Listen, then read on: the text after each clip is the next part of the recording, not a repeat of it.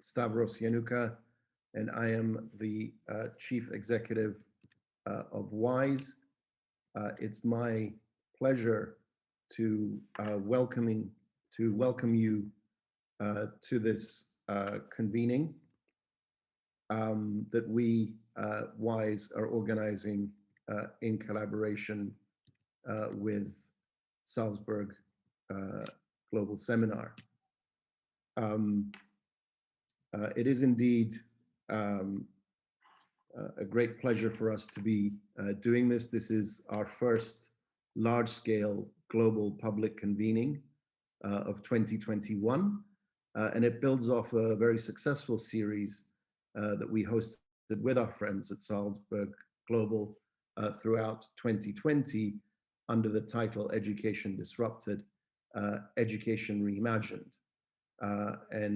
As many of you will be aware, contributions from that series have since been compiled in an ebook with the same title that is available free for you to download from the WISE website, amongst other places.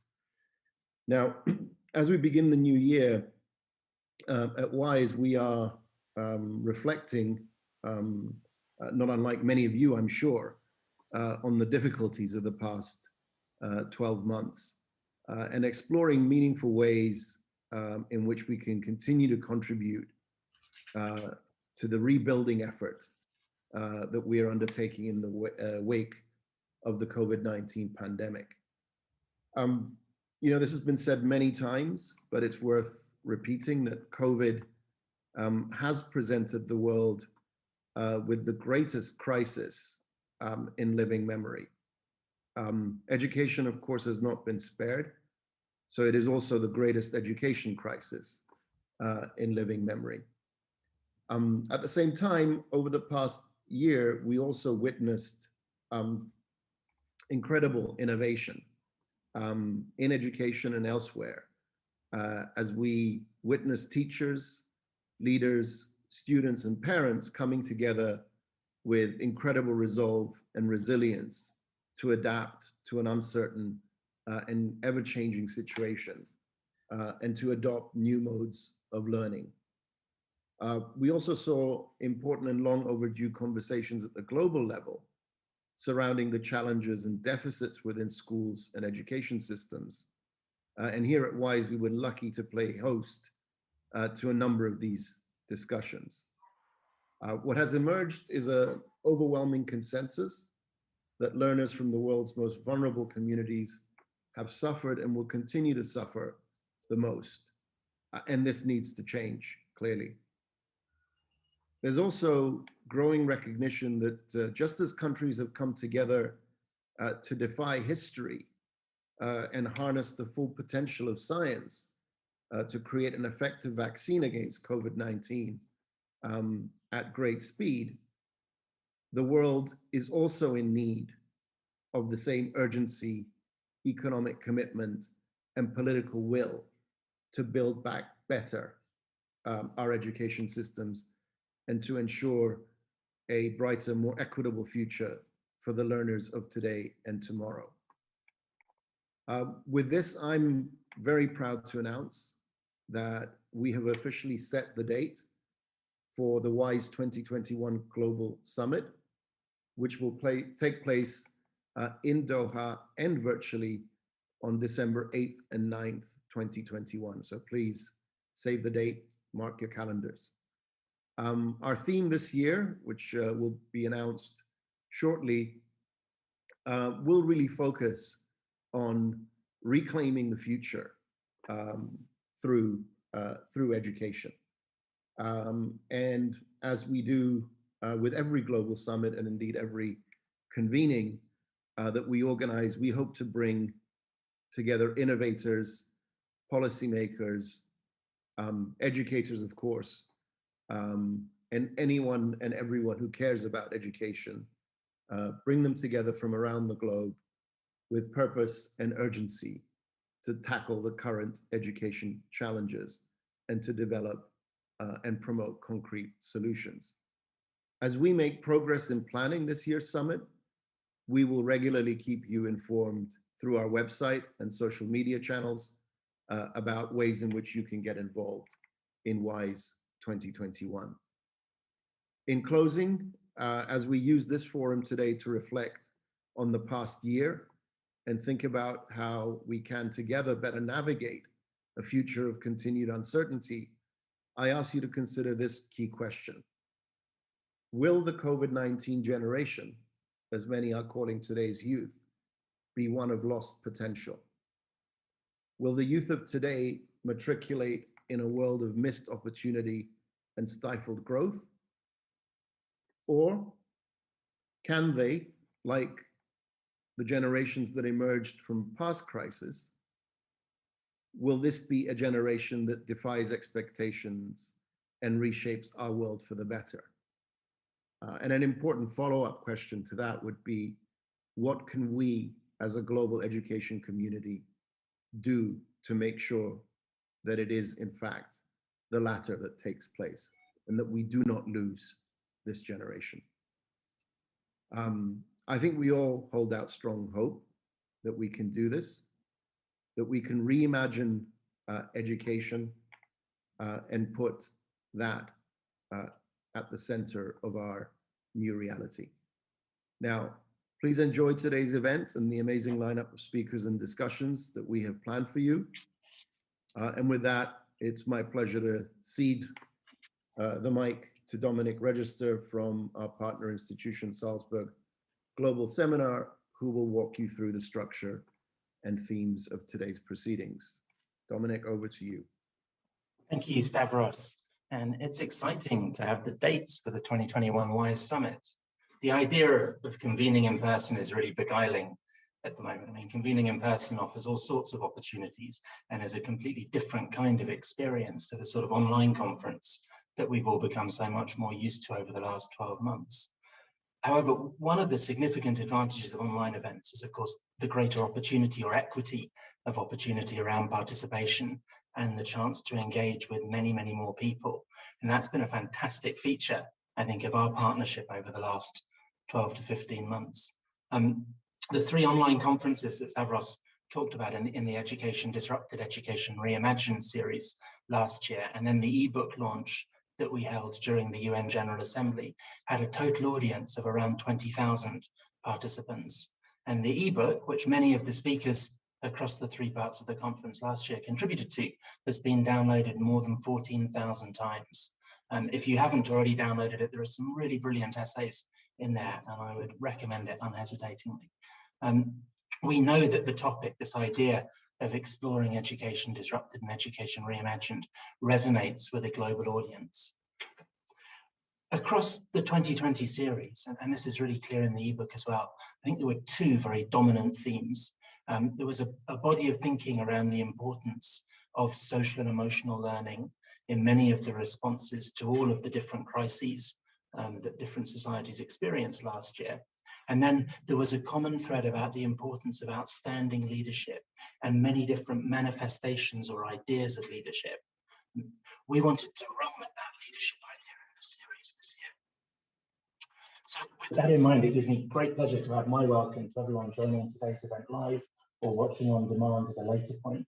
My name is Dominic Register, and I'm a Program Director at Salzburg Global Seminar.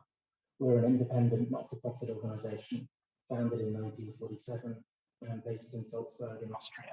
And our core mission is to challenge current and future leaders to shape a better world, which feels particularly topical and timely in the current context, and specifically with regards to today's programme. Today's event is called Education Reimagined, Leadership for a New Era. The structure of the day is going to follow the model that we used last year. So there'll be 2 sessions that explore the same themes, but with speakers from different parts of the world and taking place over the course of today. This is the first of these sessions and will last for about 4 hours. We then have a break for about 5 hours, and then we begin again with fresh speakers, some fresh and some not so fresh moderators. One change in registration practice that we've noticed is that many, many more people have signed up for both parts of the conference today than did last year, which is really exciting. So as I said, we'll follow the same structure across both parts of the programme. There'll be a keynote speaker And then there'll be 3 panel discussions that cover 3 connected topics. The first panel will look at changemaker leadership for a new era. The second panel looks at leading to bridge the equity chasm. And the third panel will look at amplifying next generation voices in reading and learning. Please use the chat function in Zoom to share where you're joining from, as many of you already have. Use it to share research or articles that are pertinent to the discussion or that you found interesting and stimulating. And please post questions and comments for the panelists. Each of the different moderators has a small team of people working with them to monitor the chat, and we'll try and bring in as many of the key themes and questions when we get to the Q&A part of each panel discussion. One of our mantras in all of the programs that we organize in Salzburg is to try and be tough on the issues, but kind on each other. So if someone says something or posts something that you really disagree with, then please feel free to engage with them, but keep in mind the kind on each other part of the mantra. Last year, one of the things that I read that's really stayed with me was a blog about active listening in online engagements. And it included a brilliant definition of active listening taken from immersive theatre practice, where it said, go into the conversation with the intention of being changed by what will be said. We're going to hear from some amazing speakers over the course of the next few hours, and we can all come out of this shared experience thinking a little bit differently, a little bit changed about how we can all contribute to education. If you're on social media and would like to share insights that you hear today or anything else, then please do so. Please tag @WISE tweets and @Salzburg Global in any tweets that you share, and we can amplify your messaging. And we're also using the hashtags SGSEDU, WISE All In, and EdLeaders across the whole conference. It now gives me great pleasure to introduce someone who many of us have learned a huge amount from over the years, someone who's really been at the cutting edge of education insight and reform, and also one of the finest moderators I've ever had the pleasure of seeing in action.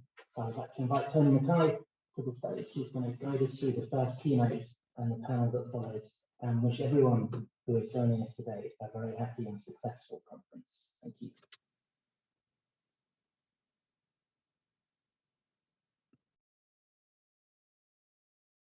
Right. Sorry, I'd been placed on mute, which is what many people attempt to do. But I've just managed to get myself off mute. So Dominic, thank you very much indeed. Stavros, fantastic opportunity for us to convene once again globally. Education Reimagined. Well, we have been doing that literally, I think, every day of our lives as those of us who are passionate about the area of learning, of education, and certainly leadership for a new era that is going to focus our minds on the way in which we take forward learning in powerful ways for all people. Tracy Burns, Dr. Tracy Burns, I'm absolutely delighted that we have you with us to launch into today's gathering, because you have to be my favorite analyst anywhere in the globe on education. You, of course, have been a very significant and influential figure at OECD, and particularly through the work of CERI, the Centre for Educational Research and Innovation. And whatever the publication is, it doesn't really matter to me whether it's trends or at a glance or the latest major bulletin on what is happening globally. You've made such a huge contribution to our thinking over many years, but none more important than the last 12 months. And of course, just recently, Tracy, you with colleagues published Back to the Future of Education, 4 OECD scenarios for schooling. Well, that's what we asked, if you might focus a little bit of attention. There's the publication, fantastic. I just want to show you, like, we all have this now, Tracy. And we figured that if you were reimagining education, and if you're thinking about how we are going to lead in this new era, what better way to shape the conversation than to position the latest thinking on scenarios for the future. So, Tracy, fantastic to have you with us. Tracy's going to be with us both for the keynote, for a quick Q&A, but then stay with us for the panel that will follow immediately thereafter, where we can really start to explore some of the issues. So Tracy, welcome. Thank you so much. Thank you, Tony, and it's really a pleasure to be here. Good morning, good afternoon, good evening, everyone. It's lovely to see in the chat the extent of the audience, and it's so fun to be able to span so much of the globe. I want to just share my screen so that we can all be on the same page. Hopefully this has worked. Thank you for the invitation. As Tony said, I'm here to talk about our schooling scenarios. And effectively, when we want to think about the future of education, we think of sort of trends in education and how to plan for the future. And what we find, now that I'm having a problem with my remote control, just give it a second, I'll just keep going and hopefully this will catch up. What we find is if we look at sort of the amount of time spent in formal participation, this is something that's been increasing since the 1970s, both in post-secondary and increasingly in secondary. This is all over the world, of course, not just the OECD. And this is expected to continue. And so when we think about the future of education, we imagine this world with more education population, a more educated population, and a broader sort of thinking through how do we actually want to educate the population and do right by them. And so as you know, as sort of a way of thinking, there's been efforts to improve the curricula, foster 21st century skills, etc., enhance teacher training, improving the assessment of learning outcomes, and investing, of course, in new technologies for teaching and learning. But it's worth noting, of course, through all this time, and this is not new, there have been important challenges that persist about inclusivity, about inequality and the role of education and being able to help give an equal opportunity or perhaps replicate inequality, depending, about extending lifelong learning opportunities for all. And so I want to come back to that box a little bit at the end of this as well, because it's really important to think of not only what's changing, but also what's not changing. Of course, all of this work has been thinking about the future of education in a way of designing the future. And we've just had a masterclass in what happens when all your best laid plans go wrong, right? We don't have control. There are shocks, there are surprises. This used to be a different slide. I used to have to make the argument that you might be surprised, but I don't have to make that argument anymore because thanks to coronavirus, we've seen students locked out of school, remote learning become the lifeline, but of course it doesn't address the social functions of education.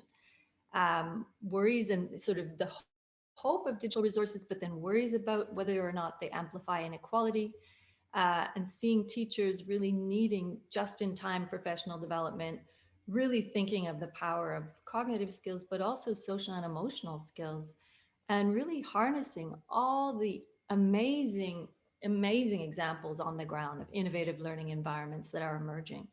And the question for today, of course, is what is the role of leadership in this process? And also what is the role of leadership sort of in the future?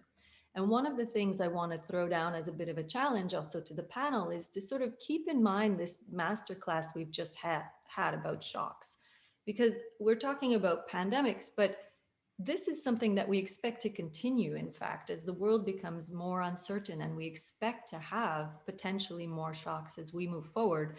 And if we think about that, we can think of potential impact of a shock versus whether or not it's certain it'll come. And here's two examples. Climate change is expected to have very deep impact. It's unfortunately not very uncertain. It's quite certain unless something happens.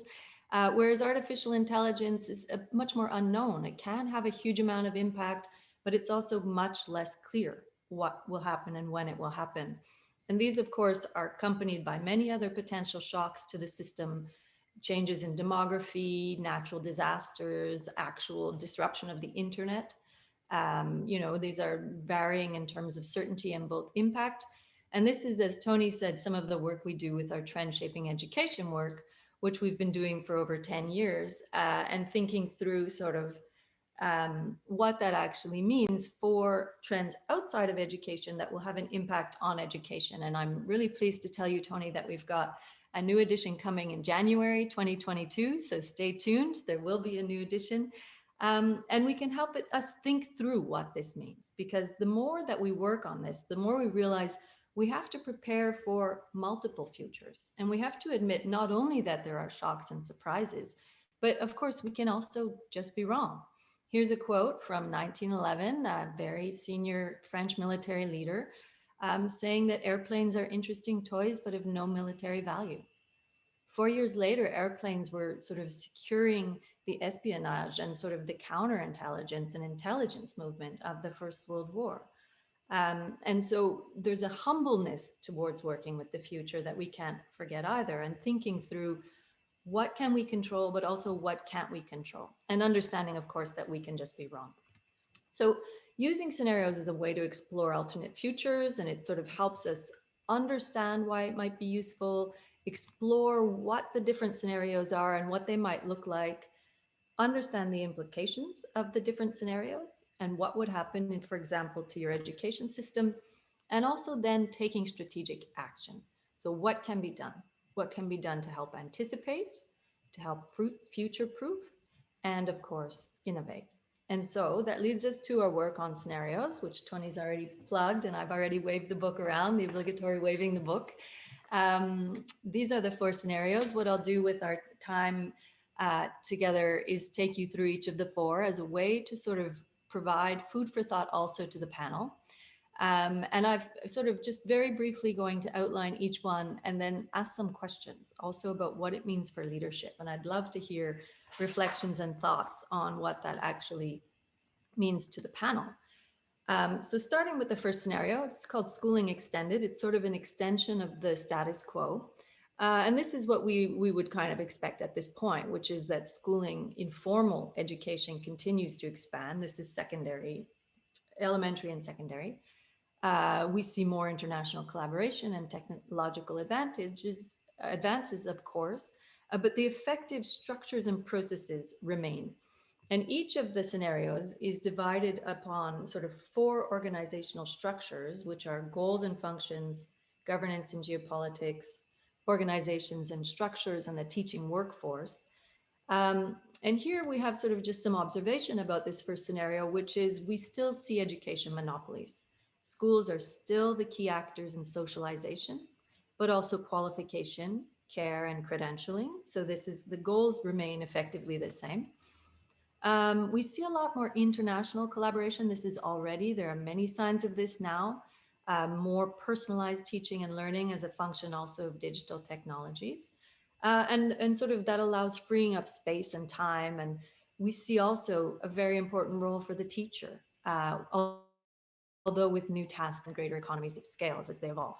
And so some questions for this one is really trying to understand how does a large bureaucratic system work with consensus to kind of be agile? What we've seen in the response to the pandemic is a huge amount of agility, quick adaptation, but very much on the local level often, because a massive system can't actually always do that. So a very basic question is, can we imagine agility expanding across the system? The second question is, what would the effects of massive digitalization of schools be in terms of human resources, for professional judgment of teachers, for accountability? And what does that mean for leadership? So I'm not, by the way, I'm not answering any of these questions. I'm throwing them out there, and Tony, you can pick up whichever ones you want, and the panel as well, of course. The second scenario is sort of thinking about what our current system looks like, but outsourcing it. So systems kind of break down, society itself becomes much more directly involved in educating its citizens. And it's highly privatized. So it takes place through more diverse, privatized, and flexible arrangements. And this is driven by digital technology. But of course, it's, this has been going on for many years. This is a continuation of a pattern we've seen in some countries particularly. And so looking at the 4 structures again, we've got a really fragmentation of demand, because you've got self-reliant clients. So the student becomes a client effectively. And if they're younger, it's the parent who's the client. So that's a separate question. And they're looking for flexibility that meet their own needs. The sense of the system is less powerful. And as a result of that, what it means is that there's a lot of players. Systems, sort of public systems, are part of a much broader market. There's a lot of local players, but also national and global players. There's multiple organizational forms available to individuals, and effectively it's kind of a mix and match, whatever you'd like for your own personal interests. And this means, of course, for teachers, that there's all kinds of roles, whether or not they're formal teachers or certified teachers, may or may not at the end be as important as whether or not they're able to meet the demand of the client. And so here, in this scenario, the question there is really around qualified teachers. What does this mean? What would qualified teaching mean in a sort of very client-oriented system where there isn't a system level oversight? And what does this mean for leaders? In fact, if the client is the individual student or the individual set of parents, how do you actually lead that for a group? I mean, there's an actual question about whether there would be school leaders. And then a very basic question about equity. So would they drive the development of diverse educational products, or rather concentrate on the needs who are most able to advocate for themselves or their children? Again, open questions. And moving on to the third. Schools as learning hub is the third scenario, which is that schools themselves, in terms of their institutional capacity, are still there. But they've become much more diverse and experimentative. So the school walls have been opened, schools are connected to the communities, and there's sort of ever-changing forms of learning, civic engagement, and social innovation. This is often considered sort of the ideal scenario or the favored scenario. And in some ways it's quite interesting, but it also comes with its own challenges. But just to continue the description, what you would see in this scenario is a really strong focus on local decisions. So you've got a real connection to the communities, self-organizing units, diverse partnerships between community members, and schools are effectively just hubs, the buildings and also the institution, and they organize different sort of partnerships, both locally, but also globally. And here is where the digital technology piece comes in, because you've got global digital players that no matter how local your response is, right now, it's not possible to skip a sort of global digital ecosystem. So there's a tension there. This, of course, there's just huge flexibility, greater personalization, community involvement, spaces and time can open up. Schools, you could be physically in school, but physically maybe in a community center, that becomes less important. And for teachers, it's an interesting professional sort of thinking through, because they actually become sort of nodes of expertise within a broader network of expertise. So you could be the pedagogical expert, but you can call in a digital expert or a law expert or whatever other expert you'd like to augment your particular expertise. Questions for this scenario are around autonomy and community involvement, but how do you actually meet common system goals? I mean, when we think of education as a public good, we think of it as a system. And if we want to think about local communities, how can local communities meet those common system goals when their circumstances and capacity differ greatly? Of course, you could argue that there shouldn't be common system goals, but then that's a separate question. And then also, what forms of collaboration emerge in the kind of local global learning ecosystems that we would imagine would emerge in this scenario? What ways would other adults participate other than teachers? And what does leadership mean in this scenario? How would you imagine a leader? Would a leader even be connected to one school or one community? Or would a leader emerge sort of from the bottom of a selection of very qualified experts? All open questions, of course. The last scenario is kind of the most dramatic scenario, which is that schools have disappeared. Education takes place everywhere, anytime. Distinctions between formal and informal learning are no longer valid, in fact, because we're being dramatic. Society turns itself entirely to the power of the machine. But the point is that it becomes digitalized, in fact. So there are no more schools. You've got traditional goals and functions of schooling that are overwritten by technology. And you see, as a result, the dismantling of schooling as a social institution. This seemed to be a far more likely scenario before lockdown and school closures as a result of COVID, by the way. I think as part of this, we've really resonated with the social function of schools, seeing it taken away, but it's still, this would be possible in this scenario. And what you have is an open market of prosumers, so professional consumers, and there's a central role for community of practice, whether it's local, national, or global. This scenario is actually very neutral about it. And it's really just about finding the best fit for you and whatever age you're in. Here we purposefully are using older examples because the distinction between sort of preschool, school, tertiary education is completely gone at this point. It's about learning, not education. And then there's the issue around global governance of data and digital technologies, and who's making the choices and who's designing the algorithms and what's happening with that data. And so questions in this scenario are around being reminded of some of the basic functions of schooling, as I said, socialization and care of small children particularly. And a very open question, would a future with no schools come at the cost of higher social fragmentation? You could imagine other ways of socializing and care. It's not necessarily yes to this answer, but it's a real question. And a real question also around a digital infrastructure and who actually is in charge of deciding who learns what and how. Who is the leader in this scenario? What would that mean for leadership? Is it actually a person? And then what would that mean for the various other elements of fragmentation, equity, etc.? So those are the 4 scenarios. We've tried to position them, and the book itself, as we've waved around, has very specific questions. It's meant to be used as a tool, so feel free to use it in your contexts. And it asks questions around what would this actually look like in your context and how can we prepare? And so these sort of tensions that we acknowledge at the end are sort of long-standing issues and challenges for the education system. And there's not going to be an obvious solution to them. In fact, there's no one solution. And so understanding how to sort of plan and anticipate for the future of education also means working with these paradoxes. And there are 7, but I won't go through them all in the interest of time. I'm just going to go through 2.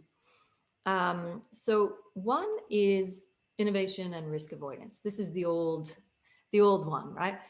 So innovation on one hand, creating and evolving for improvement, risk avoiding, which is minimizing risk and error, and also, of course, sort of delivering high quality as much as possible. And questions around what does that actually look like in life? This usually plays out when we think about accountability. In many systems, accountability has become quite strict, and whether it's a teacher evaluation or a student evaluation, there's sort of worries that there doesn't feel to be room for making mistakes, which of course is a fundamental aspect of innovation.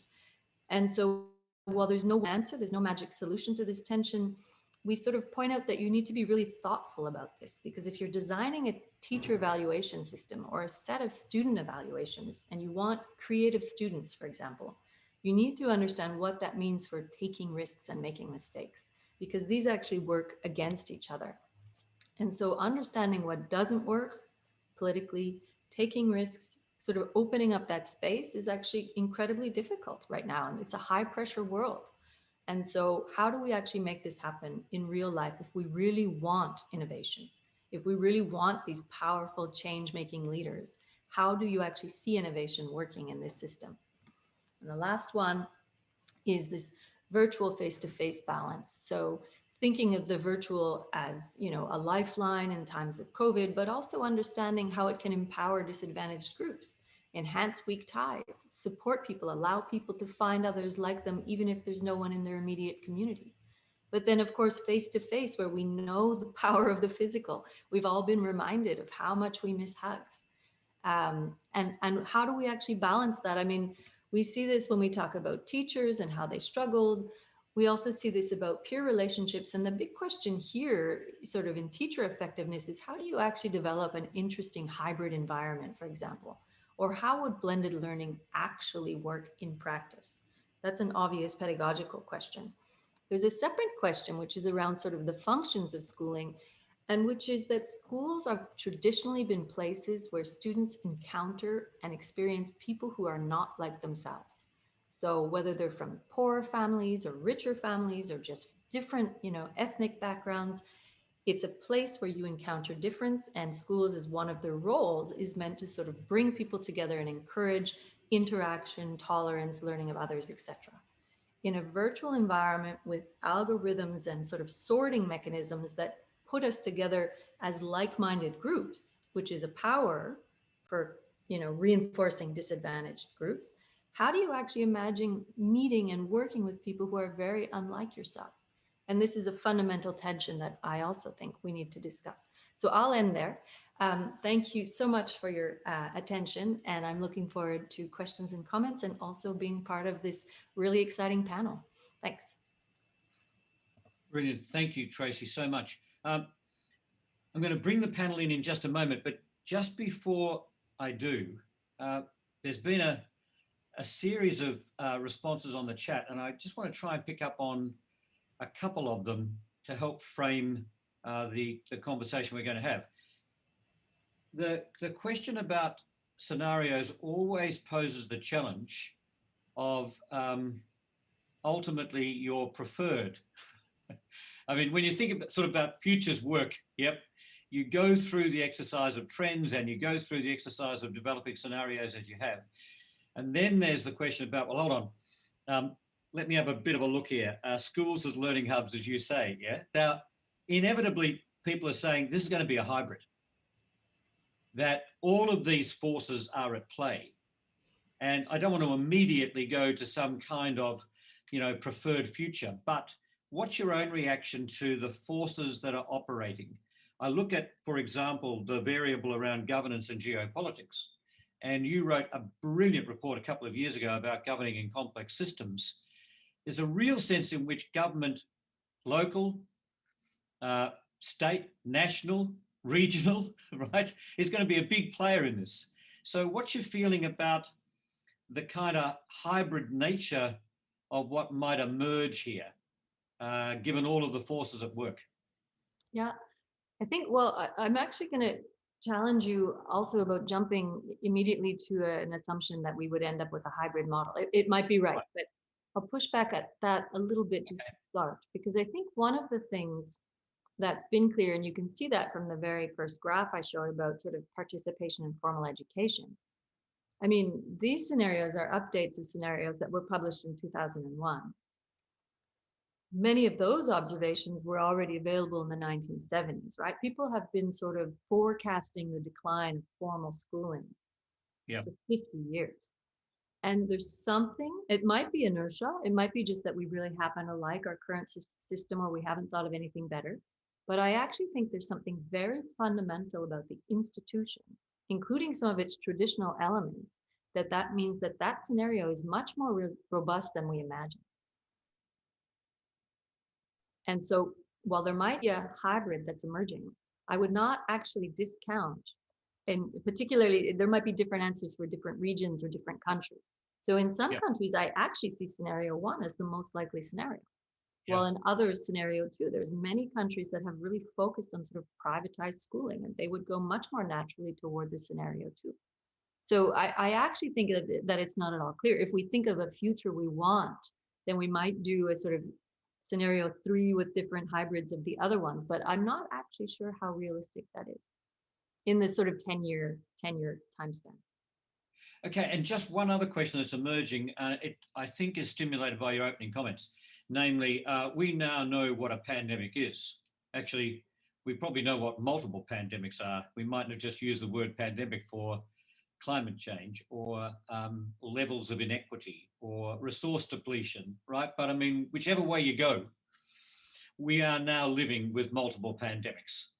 So as you think about the environment in which we are working and living now, do you think it has a serious implication for leadership? Whatever scenario emerges in whatever context, we are, as you pointed out in so many of your comments, hey, what is the implication for leadership? What's your own sense about that? I actually think that if, like all things sort of pandemic related, it's sort of shining a light on things we already knew were there.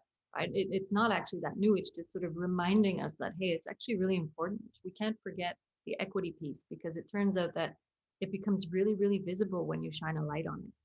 And Yep. you see that already for leadership. I mean, you've seen some fantastic examples of leadership. And those leaders are the ones who actually have been anticipating. They have been able to sort of pivot and be agile, etc. And they won't stop as a result of, they were doing it before, more hopefully have joined them, and they will continue to do it. So I think maybe sort of trying to distill what the qualities are of those leaders who already exist and will hopefully become more numerous is actually a really interesting conversation, because then you can help prepare others to have that approach.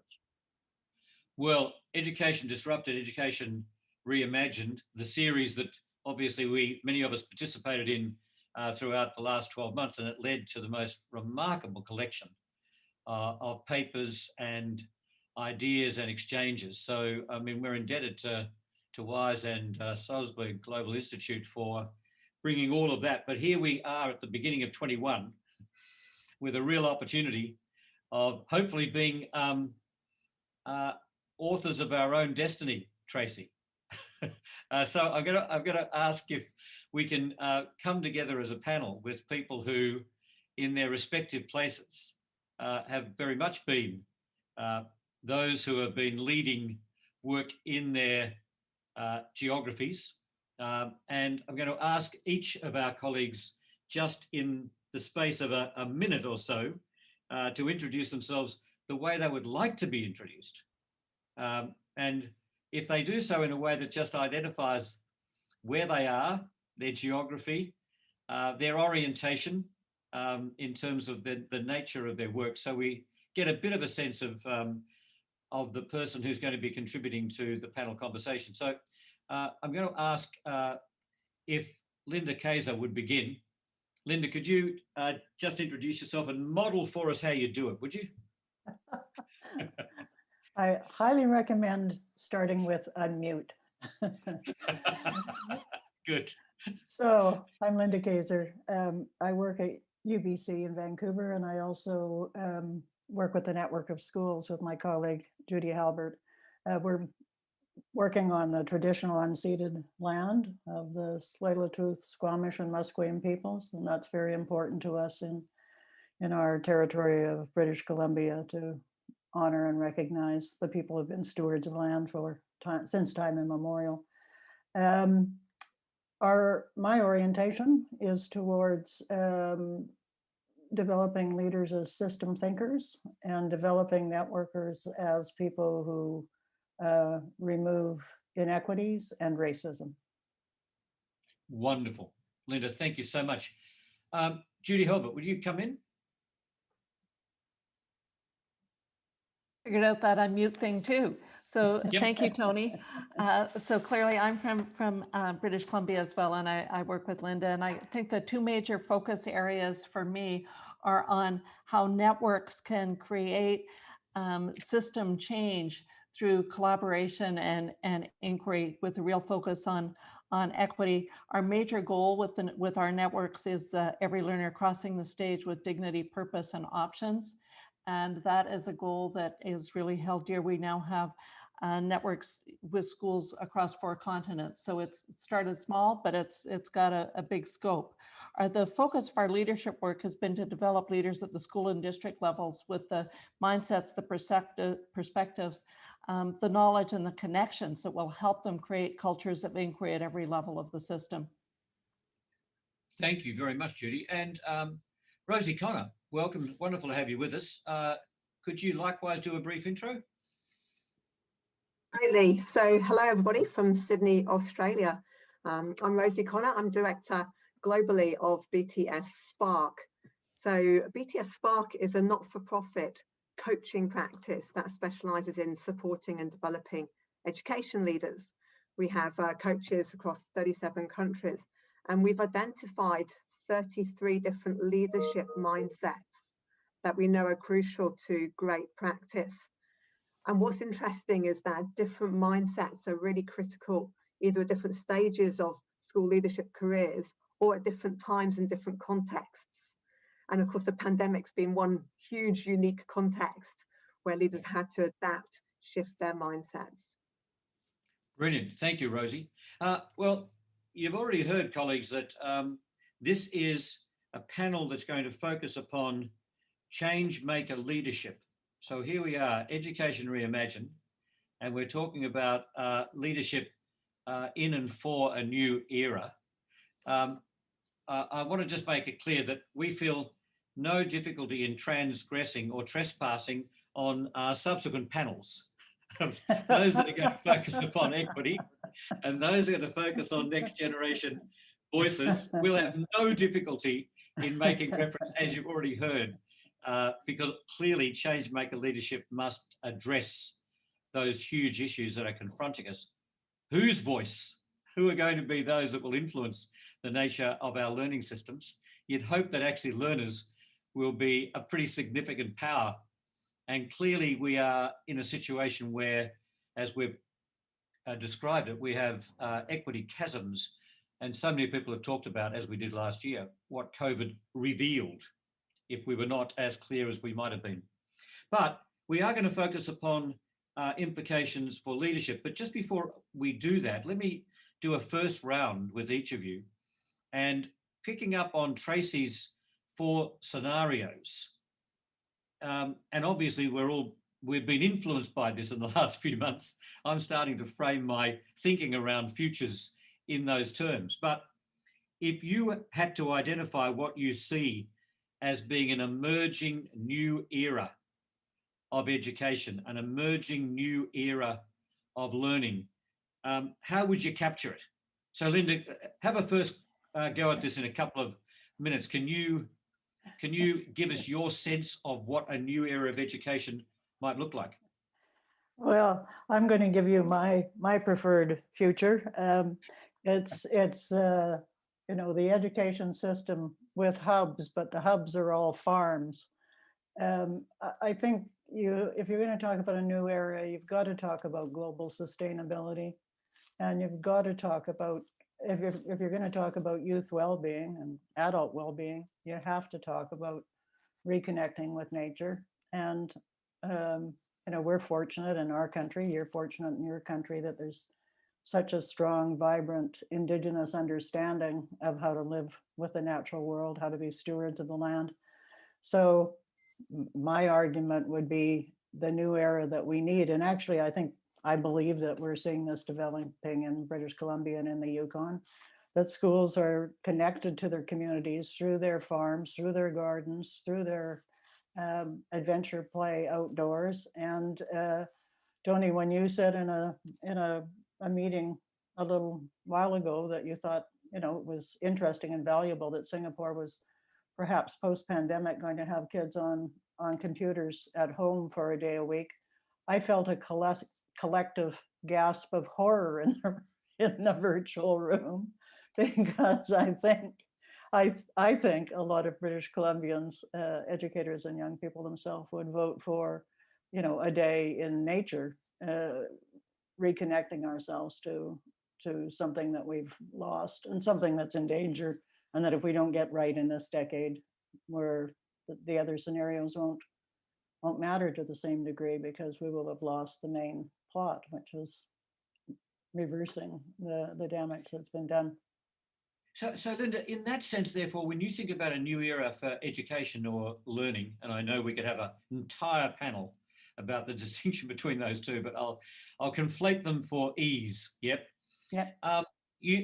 When you think about that, the nature of the discourse we have at the moment that is so often around the what of learning, and the debates that we have around knowledge and skills and dispositions and the whole competency argument and what it is that all young people should know and be able to do. How do you cast that debate in the context of the future that you've just articulated, a new era for a new purpose, as I hear it? Yeah. Or an old purpose?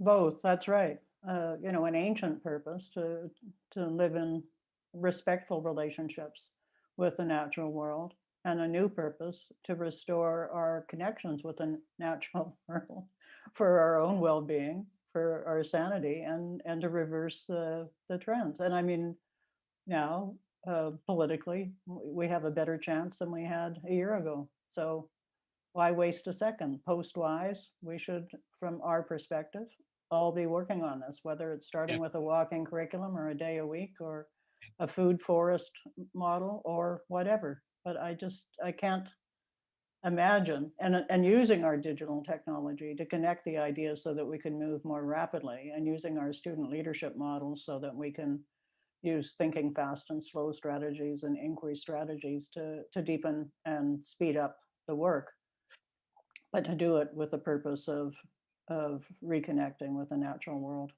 Yeah.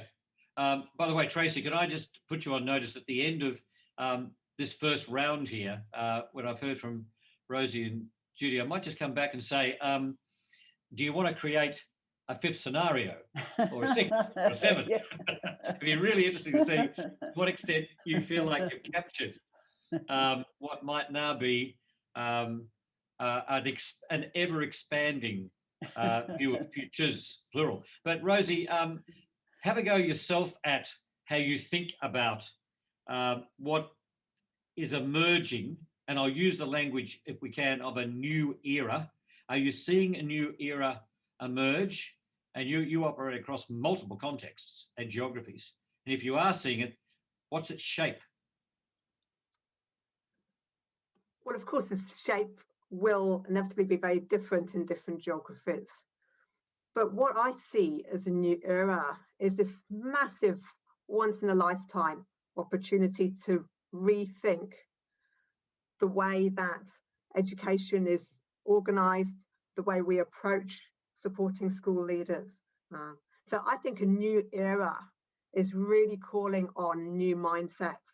I might identify three mindsets in particular here. So firstly, there's a mindset around how broadly we want to view education. So Linda's challenged us around that already. But are we looking at a whole child approach to education? Building those wider skills? Are we looking at involving parents? Are we looking at a return to normal and a more traditional approach to a structured timetable of lessons? Or is it a blend of asynchronous, synchronous learning, differentiated learning for individuals? So new mindsets on how broadly we view education. Secondly, new mindsets on how we devolve power within school systems, and whether we keep that more centrally or devolve it locally to make decisions that are right for our students, whether we devolve it within schools, how we collaborate between schools. So all those relationships are kind of thrown up into the mix here. And thirdly, this new era, I think, is calling for new mindsets in terms of how do we envision, how do we reimagine providing professional growth and support for school leaders, for principals, for educators. Because to be honest, a lot of those older, more traditional mechanisms of professional development, they relied on the face-to-face interaction, the training days, the conferences. And what we've seen is a whole pivoting of professional development to be more virtual, more in the moment, more personalized through online learning and coaching and so on. So a whole new set of mindsets needed here. That is fantastic. Actually, I tell you what, Judy, that's quite handy because I think you and Linda at one stage wrote a book about, well, if it wasn't mindset, it was about mind shifts. It might have actually been both. So I know it's on my shelves. And I have to say, Linda, your shelves are far better organized than mine. I've just noticed that. So Judy, come in and say, okay, for you, new era, what does it look like? Well, I really struggle with the term new era. So I just want to contest that a little bit because we've been talking about that like forever. And I think that, you know, in something that Linda and I wrote a few years ago, we talked about the need to weave the ways and bring in wise, strong, and new ways. And I think that we miss the boat if we just think about new as being something different. And I think that new can be a combination of building on. So just really specifically, when we think about wise ways, we think about what we can learn from our Indigenous people. And in Australia was a fantastic example last year during the fires. If the government had paid attention to the Indigenous knowledge keepers, there could have been a different outcome. So I think that from our perspective in Canada anyway, there are some agreements around what Indigenous principles of learning look like. And I'm just going to suggest a couple of them and say, is this new? Or is this wise? Or is this something that we should be considering? So so here are some of the principles: that learning is emergent, that it's holistic, reflexive, reflective, experiential, and relational, that it's focused on connectedness, reciprocal relationships, and a sense of place. These are ancient wisdom traditions. And I think that they would hold us in really good stead if we thought about that in terms of the new era. And there is a beautiful term from the Lil'wat language, which is where Whistler is located, and it's the term kwalelap, and it means the need to be sometimes in a place of dissonance and uncertainty so as to be open to new learning. And I think that that's the space that we're in right now. We're in a place of kwalelap. So I think let's be careful about our language so that we're not dismissing some of the wisdom in all of our cultures that we could draw on, that if we actually applied that to our current system, it would look very different, and relationships would look very different. So I think that the last thing I'd say is that I think that our picture of leadership is changing because the roles are blurring. And we say within our networks that it's not leadership by role, or by definition or position, it's leadership by contribution. So who, if we look at what's happening right now in COVID, who in our schools or in our systems is actually stepping up and creating the set of conditions where people can not only survive, but thrive in the midst of uncertainty. And it's not always the formal leaders. So I think that I see leadership blurring. I see it more by contribution. And I say, let's look at what we can learn from wisdom traditions as well as technological solutions. Brilliant. I tell you what, we're going to come back in one moment with a kind of second round in which I'm going to ask you to try and capture even more precisely what you see as constituting change maker leadership. I mean, you've all hinted at it already, some more explicitly than others, but I want to come back to that. But I just want to stay with the new era for a moment. And Judy, your point, well, I'm going to contest this anyway, and that's what others are doing. So Tracy, I want to ask you this question, and this is trying to do justice to the chat that's actually being generated as a result of your contributions, right? I've got everything here from people who are saying, have we heard from those responses and from your scenarios enough about traditional ways of knowing? I would have said, yes. Linda and Judy, you've called it out explicitly. Tracy, to what extent was that part of the framing for you? Can we pick up on those issues about First Nation people and particularly the question around the way in which we think and extending that obviously into the care of our planet? Yeah, to what extent was that part of your thinking? Second, there is a lot of conversation here about power shifts, right? And I think Rosie and others have actually picked up on that. There are really shifts in power that have come through. How did you handle that? But people are asking in relation to government, because your earlier response to me was, yeah, it's going to be very different in different places. Well, there's very different government, but there's government in all of them, of one form or another, question mark, okay? Third, there is a question explicitly about parents.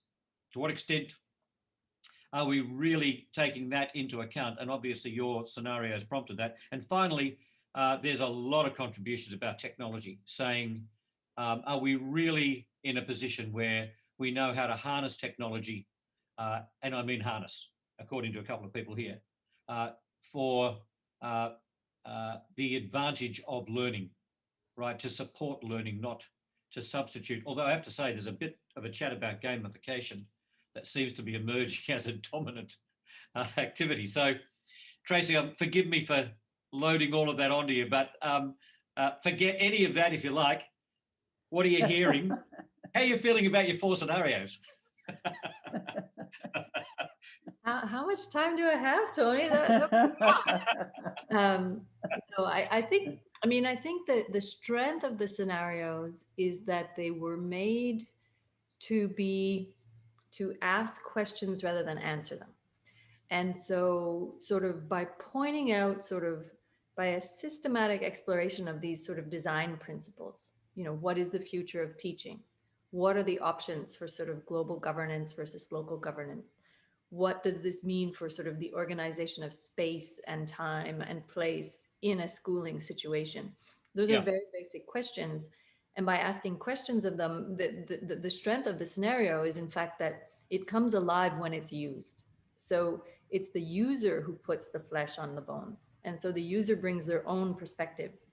And so in that sense, whether the user is, somebody from the Lillooet Nation or somebody from, sort of a high rise in Singapore, they can make it relevant to their own reality because they get to use their terms for it. It didn't officially cover, sustainability or any of the things that my colleagues here have pointed out as so crucial. And I think that that's actually is very inspiring to hear that sort of reaffirmation of that. And I think that that's something that I would love to see come out more in discussions of the scenarios. But in terms of building blocks for discussion, I think they hold well. But I think that, of course, it all depends on who's discussing and how that discussion is being guided. I do think it's worth probably sort of flagging that it's obviously very clear if we see sort of changes in roles, we see many, many more actors in education. Parents are, very, they're a very important force in many systems, increasingly so. We also, but of course, we see the voice of students themselves. We see the voice of unions. We see the voice of non-traditional partners, communities, businesses, media. I mean, there's many, many different actors that actually all have a role to play. And it's not at all clear what the roles and responsibilities are. So I actually think that that's something that we need to be aware of also, because often we think, well, we want to include voices in a discussion, but this also lends itself to sort of questions around inclusion and equity, because the voices that are easiest to include are the loudest voices. Yeah. And so if you have a parent on your panel, is this parent speaking for themselves or for all parents? I mean, these are very basic questions, but I think we need to be aware of that, because the people that we care most about, or that education should help most, the sort of most vulnerable, most at risk, they're the ones who have the fewest people who can advocate for them. And they're the ones who can least advocate for themselves. And I think that we need to keep that in mind too for this discussion. Rosie, here's a challenge, because if I say, okay, how do you think about change maker leadership? Then clearly it's going to relate to leadership of what? And what am I changing here? Yeah. Now, to some extent, we've explored that territory, and you've already laid out some of your thinking about the shifts that you would like to see. Yeah. So therefore, we understand something about how you might be defining a preferred environment in which leadership can be exercised. You just published a paper called Messy Leadership. So if you had to try and capture, given your own perspective on what is emerging, the kind of leadership that you think will affect the kind of desirable change, right? How would you try and capture that in 2 minutes? You can see that we're very generous with the time. Yep. Oh, by the way, we'll post your paper, yep, on messy leadership, so everybody gets access to that. So don't worry about that. Yep. Sure. So the research that BTS has undertaken has looked at what leadership has thrived during COVID, and what does that mean post-COVID. And we've looked at coaching data from coaching 1,000 school leaders through the pandemic. And what's really clear is that leaders have struggled where they've got stuck on their old ways of working, the school improvement planning cycle, the budgeting, and so on. And we've found actually leaders who may have been misfits in the past really thriving in this new era. So the messy leadership model in 2 minutes. So M is going to stand for multiplying perspective. And what we mean by that is that school leaders struggled where they saw their school as an island, but they thrived where they recognized all the interdependencies with schools down the road, with parents, their role in filling that equity gap being in so much more important through the pandemic and virtual learning. So M is for multiplying perspective. E is for emotional connection. And what we mean by that is that leaders have been successful where they've been prepared to lean into those difficult conversations, listen to teachers' anxieties about virtual teaching, share bad news, not just pretend that it's all good news. The S's, the 2 S's stand for seizing momentum and sensing the future. And these are where leaders have really leaned into being able to be so much more agile, responding to change, focusing on the outcome, but being flexible in the way of getting there. So I know Simon Breakspear is with us, and he'd be proud of all the learning sprints that have just naturally had to happen. People have been sprinting super fast. And then finally, the Y stands for your ego. And the leaders that have struggled have had the big egos. They've tried to be the superheroes in the school, have the answers to everything. And the leaders that have thrived have been prepared to say, look, I don't know, but let's get curious. They've been vulnerable. So they've really embodied that curiosity, and let's learn together here. So in 2 minutes or so, that's fantastic model. Rosie, let me ask you this though, just to push it for 1 minute. To what extent would the messy leadership be adequate? I can see that it's a serious shift. Yep, it embodies the mindset shift that you already talked about, yeah?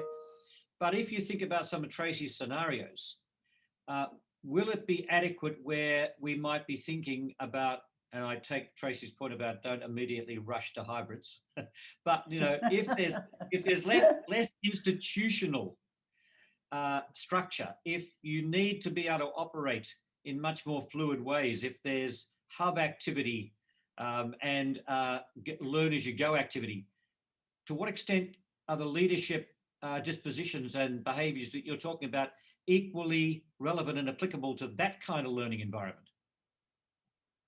So when you look at Tracy's scenarios, they're super messy, aren't they? I mean, if you put yourself in the shoes of a principal or a leader of a school system, trying to work out what your role is there, you for sure need to embody all of those messy traits and more. Got it. Yep, understood. Okay. Judy, have a go here, because what constitutes change maker leadership, I think, is a very tall order for us, given the scope of the conversation we're having. But if you had to, think about some of its constituent parts or its orientation or the disposition, how do you think about this? Well, I'll try and come at it. I'll try and make some sense of this, but I think that earlier you said like changing for what? And I'm struck by right now, there's the Brookings Institute is involved in a study of family engagement during COVID. 14 countries are involved. And part of the survey was, what do parents think of the purpose of education, and or schooling, and what do teachers? And then comparing across the 14 countries. And there's a real discrepancy in some places between what parents think and what teachers think. And there's also differences across countries. So I think that the conversation at the local level and at the kind of system level about what is the big purpose, we need to have those conversations. So that's kind of part one, so that we're changing in a direction that there's some agreement around. But I think that right now, what we see is the people that are the leaders that are thriving, regardless of what the circumstances are the ones who are curious and the ones who are open.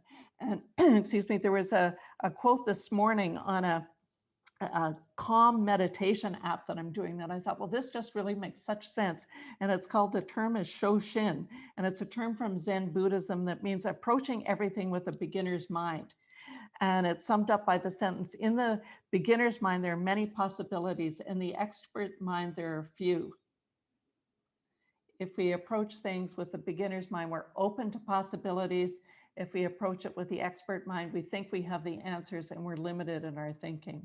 So I think right now we're in a place of, and the scenarios have done a superb job of that, of opening up possibilities. And I think that we've all had a visceral reaction to some of them.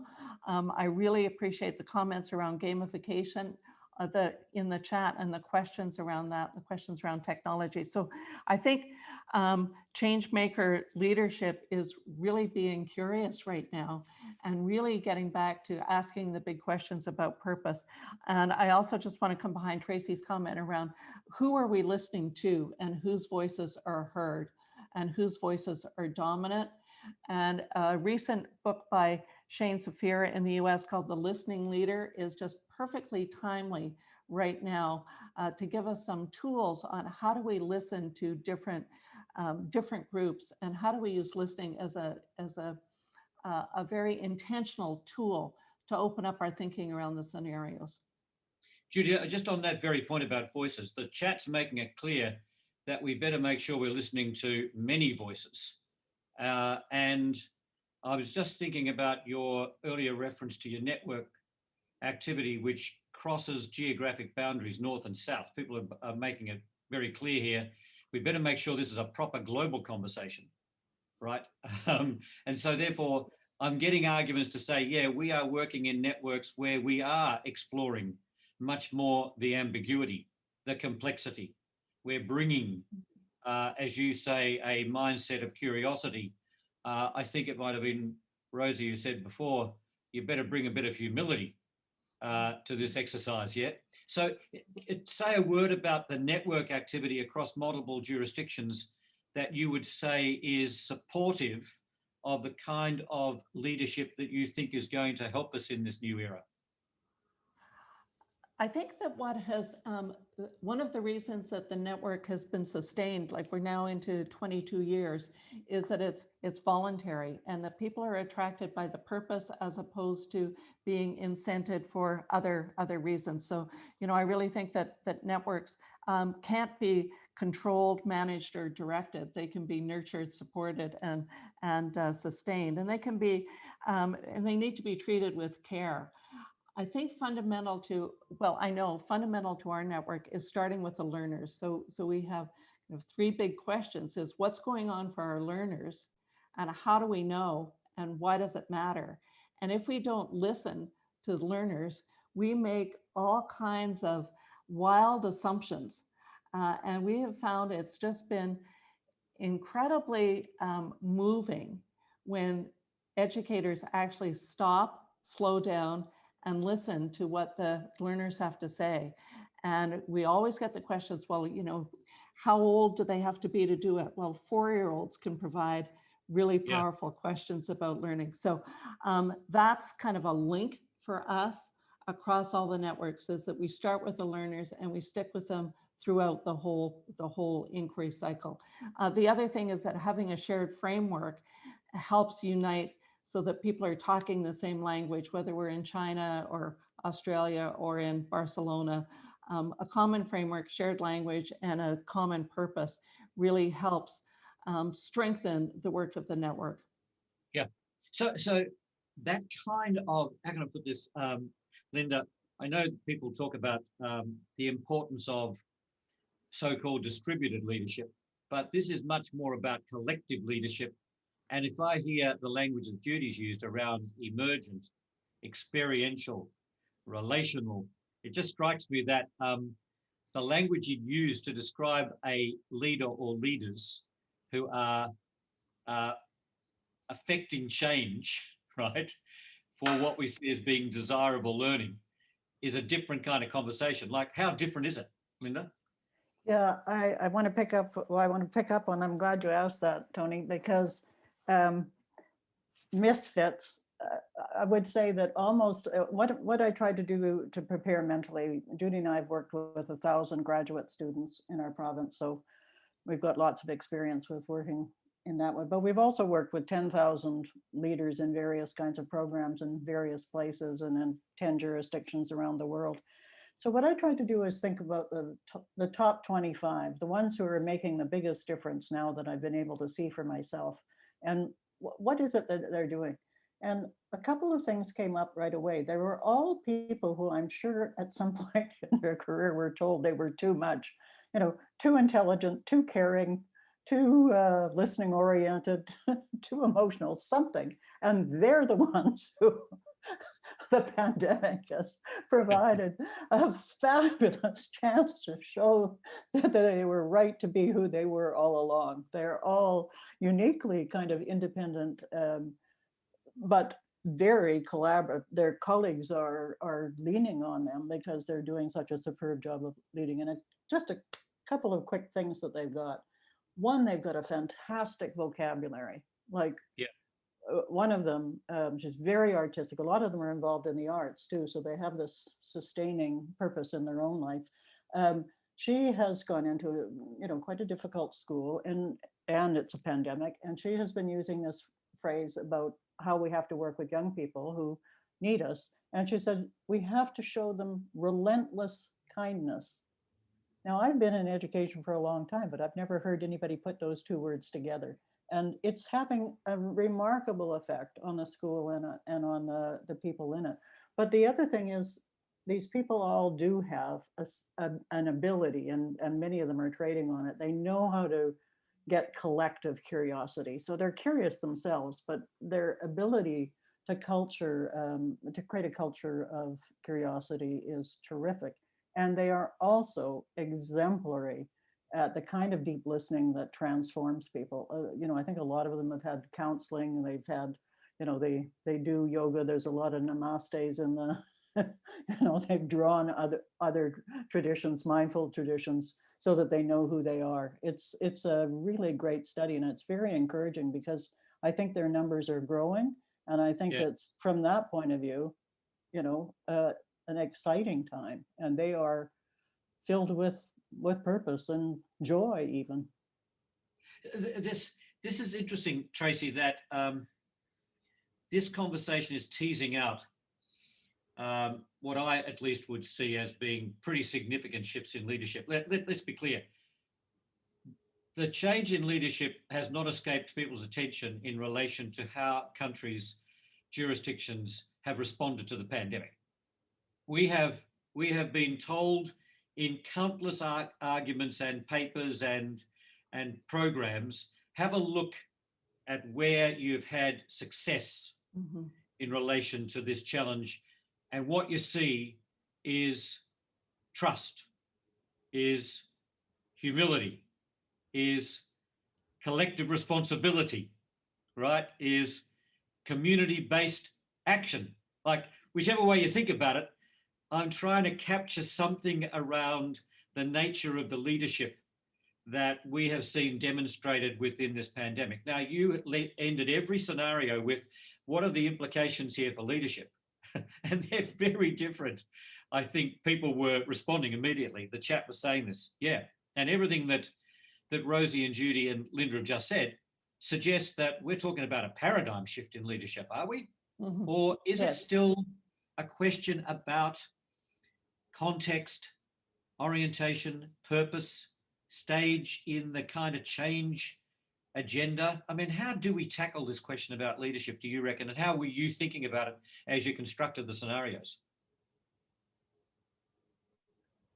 I hope that we are looking at a change in paradigm. I worry that if the structures for incentives and hiring and progression and retention don't change, if the reward structures don't change, then we won't be able to adequately, I mean, right now there's a microcosm. You get to see who's thriving and who's providing a different model because it's an exceptional time. if we go back to the old way of being and the old structures about who's being rewarded for what kind of behavior, we won't see these kinds of continuity, right? So so what I'd offer, I think, is just kind of 3 points for what might sort of future literate leaders look like, many of which have already been mentioned, but so just to lay it out. First, I think that it's about adaptation, resilience, and responsiveness, you know, and being able to harness the power of change, really being able to get in there and help and amplify what's working, sort of a conduit rather than a leader, you know, who inserts their own point of view. But of course, also the second one is very inclusive and distributed. This is, again, I mean, I'm just sort of rephrasing what's already been said, but the power of multiple voices, but also the power of partnerships, for good or for bad, because the more that we expect of education, whether it's socializing, care, labor force, I mean, we have multiple roles for education. And that means that teachers and leaders are being expected to have multiple more competencies to deliver on those roles. And they can't do it all. I mean, the digital world is a great example, right? Even if you are the most computer literate school leader and know what to do with all of your student data to protect it, and you are responsible for it, at least in Canadian jurisdictions, you know, it's down at the level of the school leader who's responsible for protecting the student data. Unless you're constantly working in this sector, you will not have the evolution of your skills at the pace that needs to happen. So I just think it's unrealistic to expect leaders and any member of the professional, you know, world of education to be able to fulfill all these roles and continuously upgrade the skills at the speed that's required in a digital world. So we really need to think about partnerships. And then the third point is really about being smart and strategic, because we know, I mean, unfortunately, the other aspect of this pandemic is we're expecting a massive economic downturn, right? I mean, we've already seen a lot of hardship, and we're expecting this to sort of trickle through the system. And so education budgets might be one of the hardest hit, not because people don't value education. We've all seen how important it was and the sort of the cheering for teachers, etc. But, you know, at the end of the day, education is investing in the future, and sometimes immediate term priorities take precedence. And so being able to justify the cost of things, being able to show that it's money for value. I mean, these are kind of old school terms, but in sort of a tight fiscal market, it's important to be able to have that. And part of that is using evidence and being able to actively think and work with research and a research evident ecosystem, which actually helps you sort of, you know, in a cyclical way, then like harness all the other things you're doing. And I think that this is, you know, this, what I'm saying is not new. I'm just trying to put words to what I've been hearing. Got it. I'm going to ask you one final question, Tracy, and then I'm going to ask Rosie and Judy and Linda if they might just, how can I put this, capture a final message, a message that that might in some way convey how you would see progress and success emerging here, right? We're reimagining education. We are thinking about leadership for a new era, or not, depending upon how you want to actually define that. What would be an indicator or two that you believe that we're heading in the right direction? Yep, and that therefore we do become a much more powerful learning planet, learning communities and learning individuals, so we can thrive. That'd be highly desirable, I reckon. So a final message from you about how you might see emerging success. But Tracy, I want to come back to you with one final question. And you raised the question about being future literate, a future literate leader. And look, Judy and Linda and Rosie might want to add that, but the discipline of anticipation is a serious enterprise. UNESCO just at the end of last year held a major international gathering with 160-70 countries coming together talking about the future. So when you say, I would like to have a future literate leader, I take it, exercising the discipline of anticipation. What does that mean in a paragraph? Because because I just want to make sure that we do understand and appreciate, Tracy, that this actually is something that is serious. We should be anticipating futures, not predicting them, but anticipating. What did you mean by that, future literate?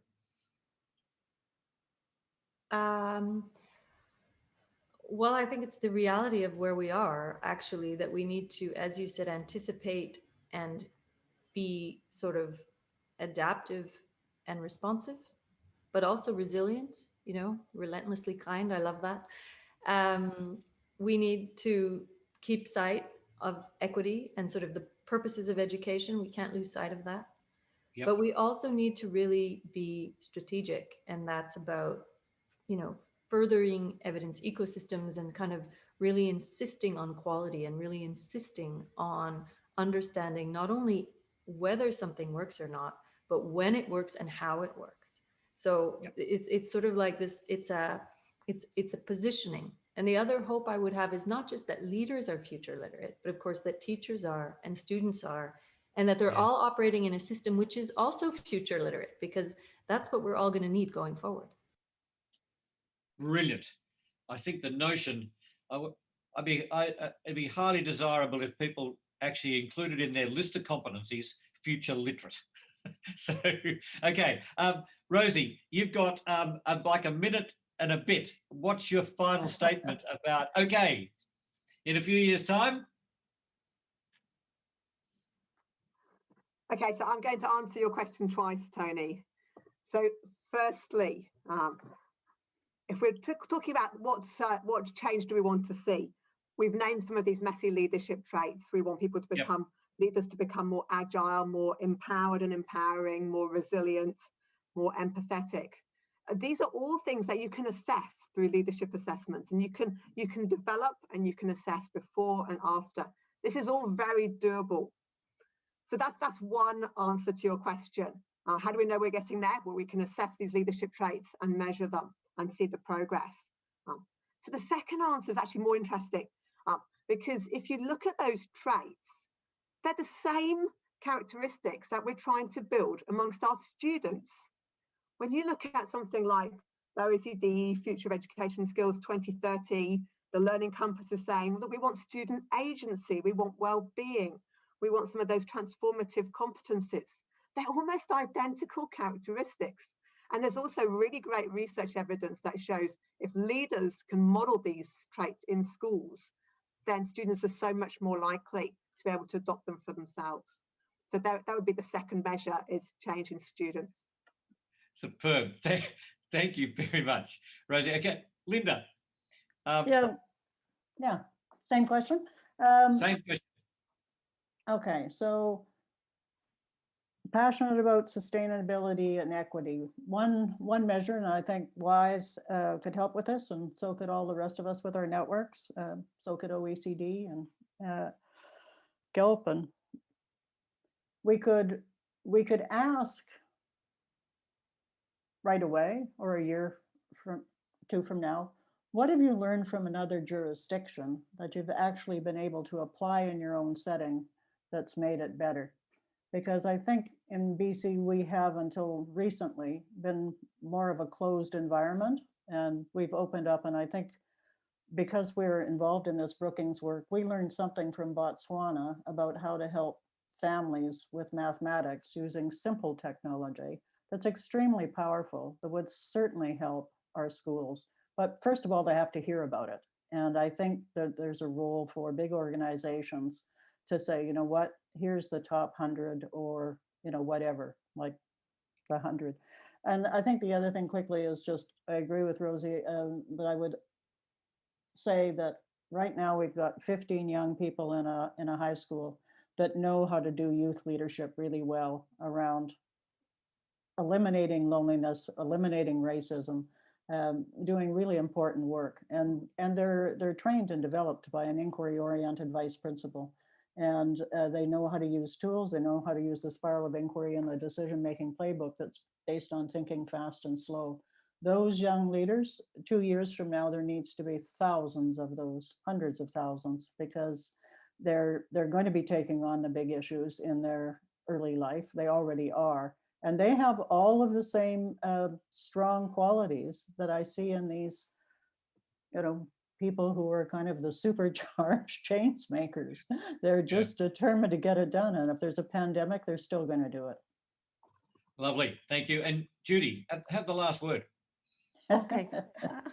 Well, two, a simple one and a more complex one.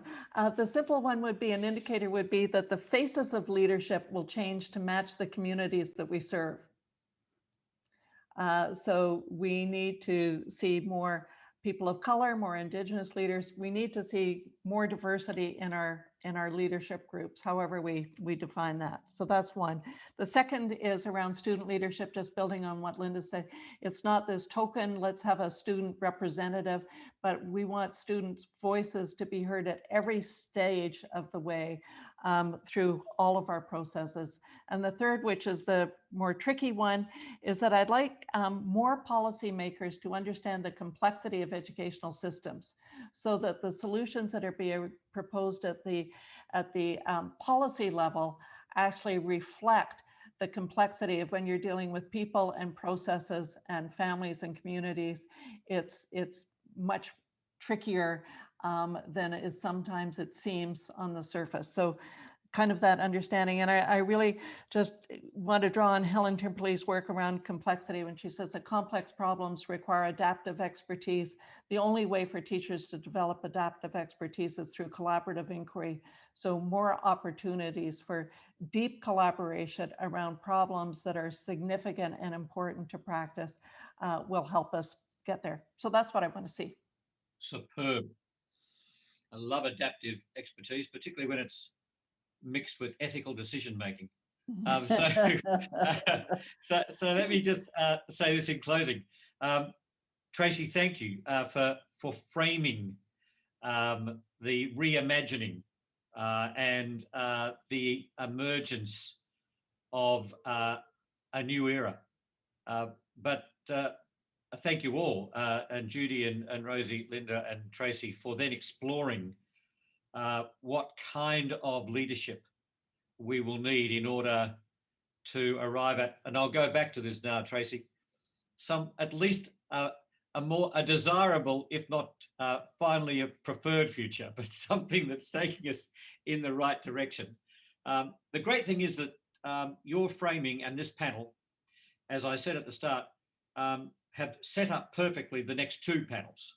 So I know that we've been in the service as we've talked about the key issues here of what's going to emerge in the coming panels around the equity challenge and around next generation voices to help us to reimagine a learning future that's in the interest of all. And I love that, Rosie, that you went back to the point of the OECD 2030 work and just remind us that we've got a compass there that talks about our collective well-being and our need to thrive is really vital. So thank you to all of you. We've just hit the moment where, in fact, there's going to be a break. People are going to be returning on the hour. So from me to you, and I'm going to pass to Dominic, but as I do, Dominic, can I just ask people if they'll indicate their appreciation for a fantastic panel? Thank you. Thanks, everybody. And thank you, Tracy, for your keynote. And Dominic, do we need to do more than say, have a break? Nope, it's simply have a break and we'll be reconvene on the hour. So in 25 minutes. And thank you ever so much, Tony and the panelists and Tracy, for an outstanding opening to today's program. That was a wonderful conversation. And we were just almost on time, Dominic. Yeah, absolutely. World-class moderation. World-class keynote panel. See you all in 25 minutes. Thank you very much. Are you going to stay? Are you going to stick around for some other sessions, depending upon time of day? Yep. Yeah, a few of us are. Okay, that's great. All right. And just before you do go, there's another panel that's happening in the second session, and a couple of our colleagues are going to be on that one. So it's Michael and Steve, Valerie. Yeah. So clearly won't be as good, but you know. Brilliant. Okay. Thanks so much. Okay, thank you. Thanks a lot. Rosie. Thanks, Okay, Tracy. thanks, Okay. Ciao. Bye. Bye, Judy, Linda.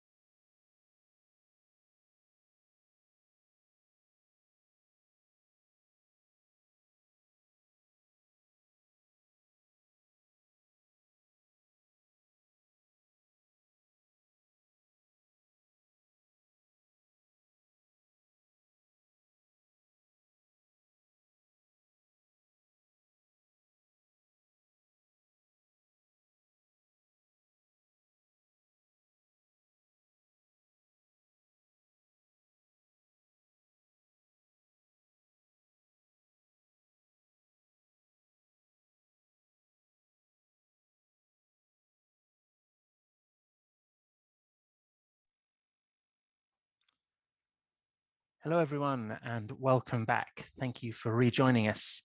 What a fantastic opening from Tracy and the panelists. So much to think of and some really brilliant points of contact, I think, with what we're going to discuss in this panel and what's going to come up in the next final panel this morning, today.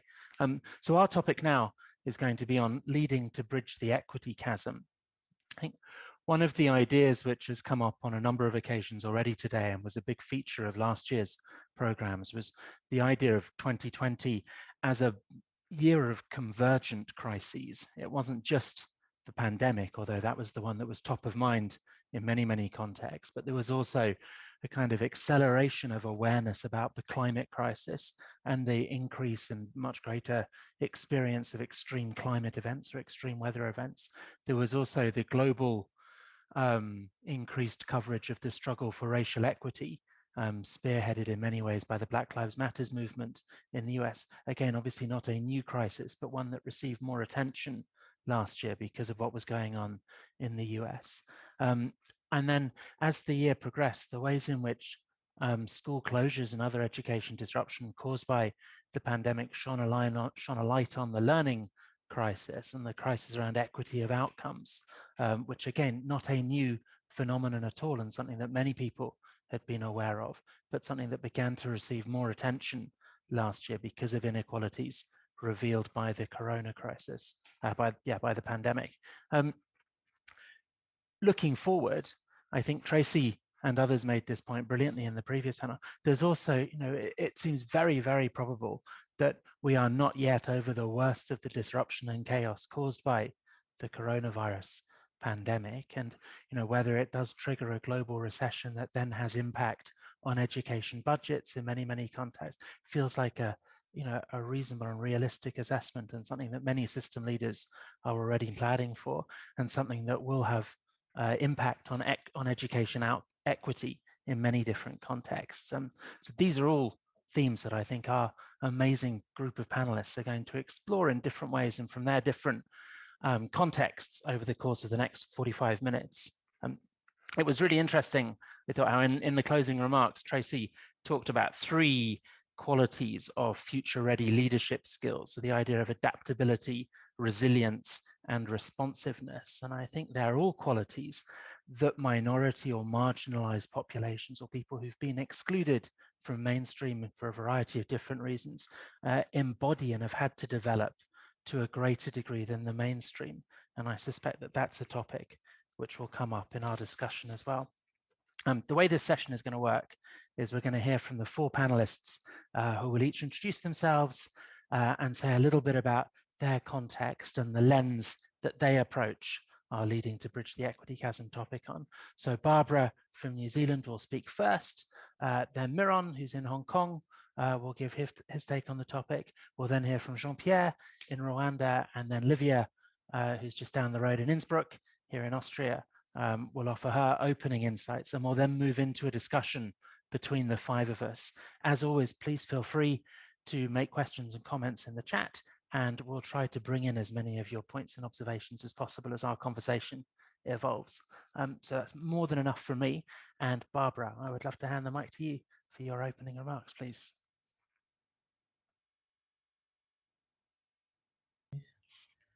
I'll start with mute, like all the rest of people. Tēnā koutou katoa, all the way from Aotearoa, New Zealand. Good evening. I just want to make my first remark is that I don't want to appear fraudulent because I'm noted down there as the chair of the Education Council, and I haven't been that for a couple of years. However, I am the chair of the Correspondence School of New Zealand, which is probably the most COVID-proof school in New Zealand. And I am also the principal of a wonderful school here in Auckland. Yeah, really interested in the discussion previously by that panel, and a lot of what I heard really resonated for, our context in Aotearoa, New Zealand. Just a little bit of context for people, just in case they don't know, we have a highly devolved education system in New Zealand. Our school leadership and teachers are employed by our local community boards, and a large degree of decision making happens in that school space.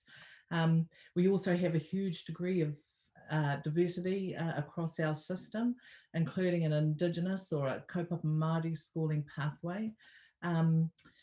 Our schooling system has an enormous degree of autonomy, which is, can have an upside and it can definitely have a downside.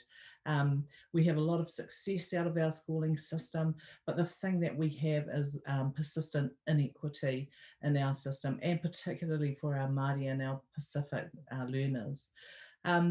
Which is no surprise. Of no surprise, in our kaupapa Māori pathway, what we have is a lot of Māori students who enjoy wonderful learning outcomes.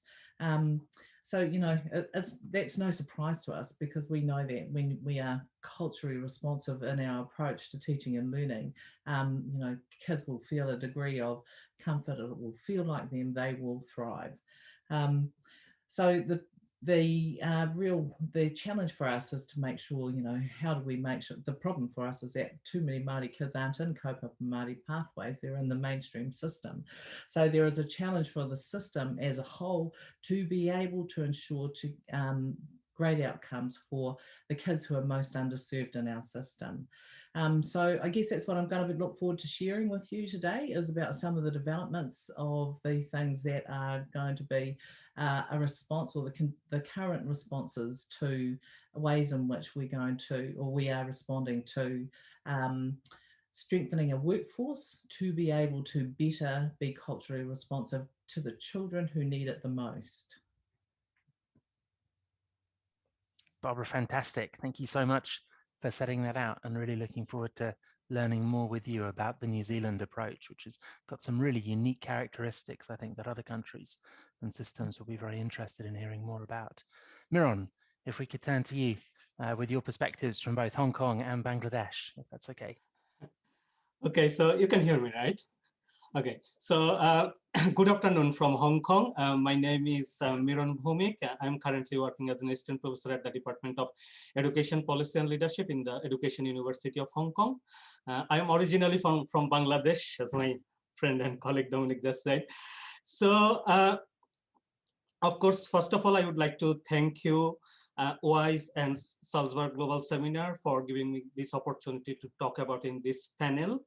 Well, at the sort of beginning, I just want to say my focus of my sharing would be actually highlighting some of the gap in the equity discourse we are just having until now in all of our effort of promoting equity in education. So basically, the educational inequity or gap in educational equity is a kind of common feature in almost many countries all over the world. So for some countries, like they are yet to achieve equitable educational access for all of their students. But for many countries all over the world, regardless of development status, actually many of them has yet to achieve equal educational outcome. That is equal educational outcome, regardless of all of different background of students, be it socioeconomic background, race, ethnicity, disability, and refugee status. Of course, of all of our joint and concerted efforts, we have achieved so much in reducing gap in educational equity. So we know really how educational equity affects kids from various sort of disadvantageous background. What we do not know really much yet, how different disadvantages interact with each other. So that is multiple disadvantages, and that interacts with the educational inequity issue.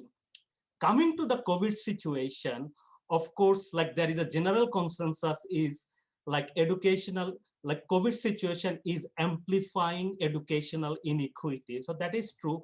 And many of the literature now we are seeing from different parts of the world, and most of them are actually from the developed world.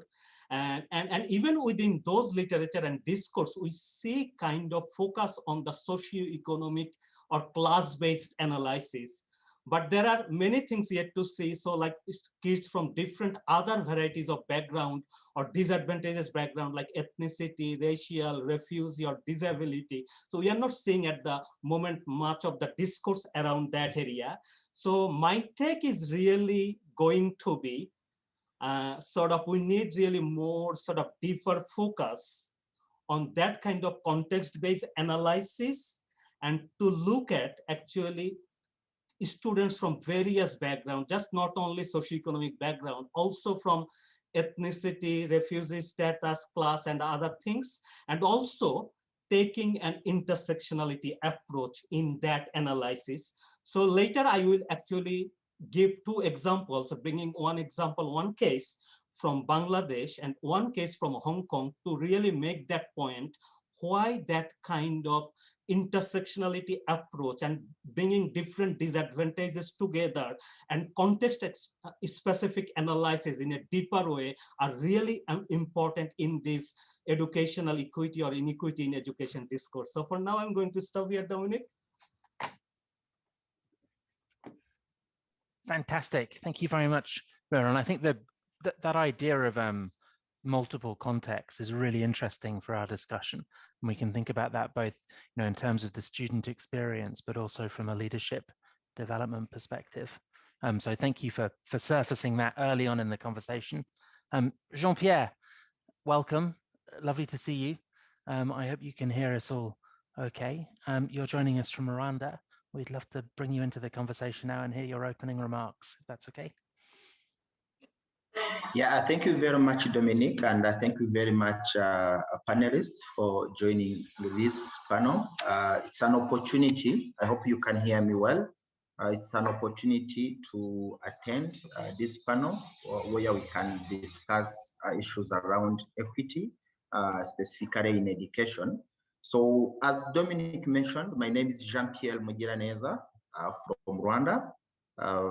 Currently, I'm working for Education Development Trust, where from last 3 years, I've been focusing on a program being implemented in Rwanda. The program is called BLF, or the Building Learning Foundation. It's a program that which aims at improving learning outcomes in the two key subjects or key fundamental subjects, English and mathematics, and in lower grades.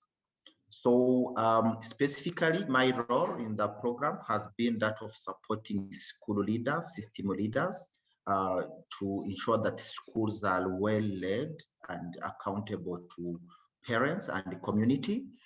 And specifically, our role has been that of training school leaders, the continuous professional development courses, and also ensuring the collaboration among head teachers so that they can exchange around issues in education, including issues on equity.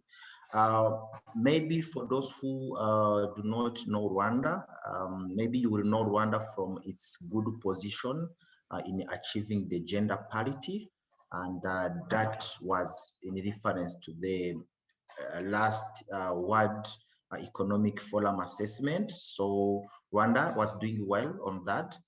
But of course, because of the COVID-19, the equity gaps have been exacerbated. And I'm happy to discuss issues around how we can amplify the collaboration among key education actors, like these parents, like system leaders, like head teachers or school leaders, so that they can collaborate around ensuring that even vulnerable children can learn and minimizing the risk of learning loss. So Dominic, I'm very happy to be with you in this panel. Thank you. Over to you. Thank you very much, Jean-Pierre. And I think the idea of collaboration is another topic that we'll be returning to a lot. It's certainly something which seems to be really fundamental to new thinking about leadership, and something we need to learn more about how you can incentivize at an institutional and system level. Livia, if we could bring you into the conversation, please. Yes.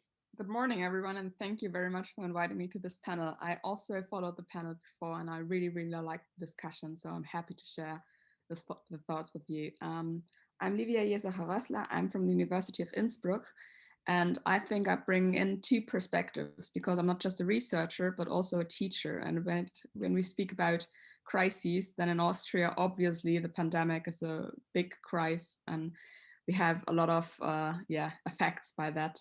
that I would like to talk about. So from a research perspective, I would like to bring in some findings from a study that we did with school leaders and the strategies that they use to deal with the crisis, and how this affects actually the children and the students in their organizations, because we realized that depending on the context and depending on the schools, the school leaders react differently, and that had huge effects on the equity aspect of these schools. The other aspect I really would like to share, bring in, is a more systemic level, and to have a broader view of how this system, the educational system, actually reacts to a crisis, and how there are aspects of equity are framed, and how these actors deal with the situation, and especially who they see at risk and who they address with their initiatives, and if this maybe leads to inequity as well. So this is a question that actually is around my head. So, and then there are some other questions I really would like to focus on, because I experienced that in times of crisis, leaders actually address different stakeholders. And I think this is also something that is very important. To whom and on what do these leaders focus? And I think these are my questions I would really like to bring in the panel, and I'm happy to discuss this with you. Thank you, Livia. Well, I think building on what all of you have said, maybe we could start with a frameworks question, which I think is relevant to all of your kind of opening insights on the topic. And Barbara, maybe we could start with you. You mentioned a little bit about a specific initiative within New Zealand. I think you referred to it as the Maori Track. And I wondered if you could tell us a little bit more about that and how that operates within the, within the rest of the education system. I think one of the advantages that we have down here in Aotearoa, New Zealand, is that we are, 2,500 schools. So we kind of have the benefit of being a, a quite tidy little system, all the while being very diverse. So one of those advantages is the fact that we have a professional body now called the Teaching Council. The work that has come out of there in developing a strategic framework for leadership capabilities has been really exciting.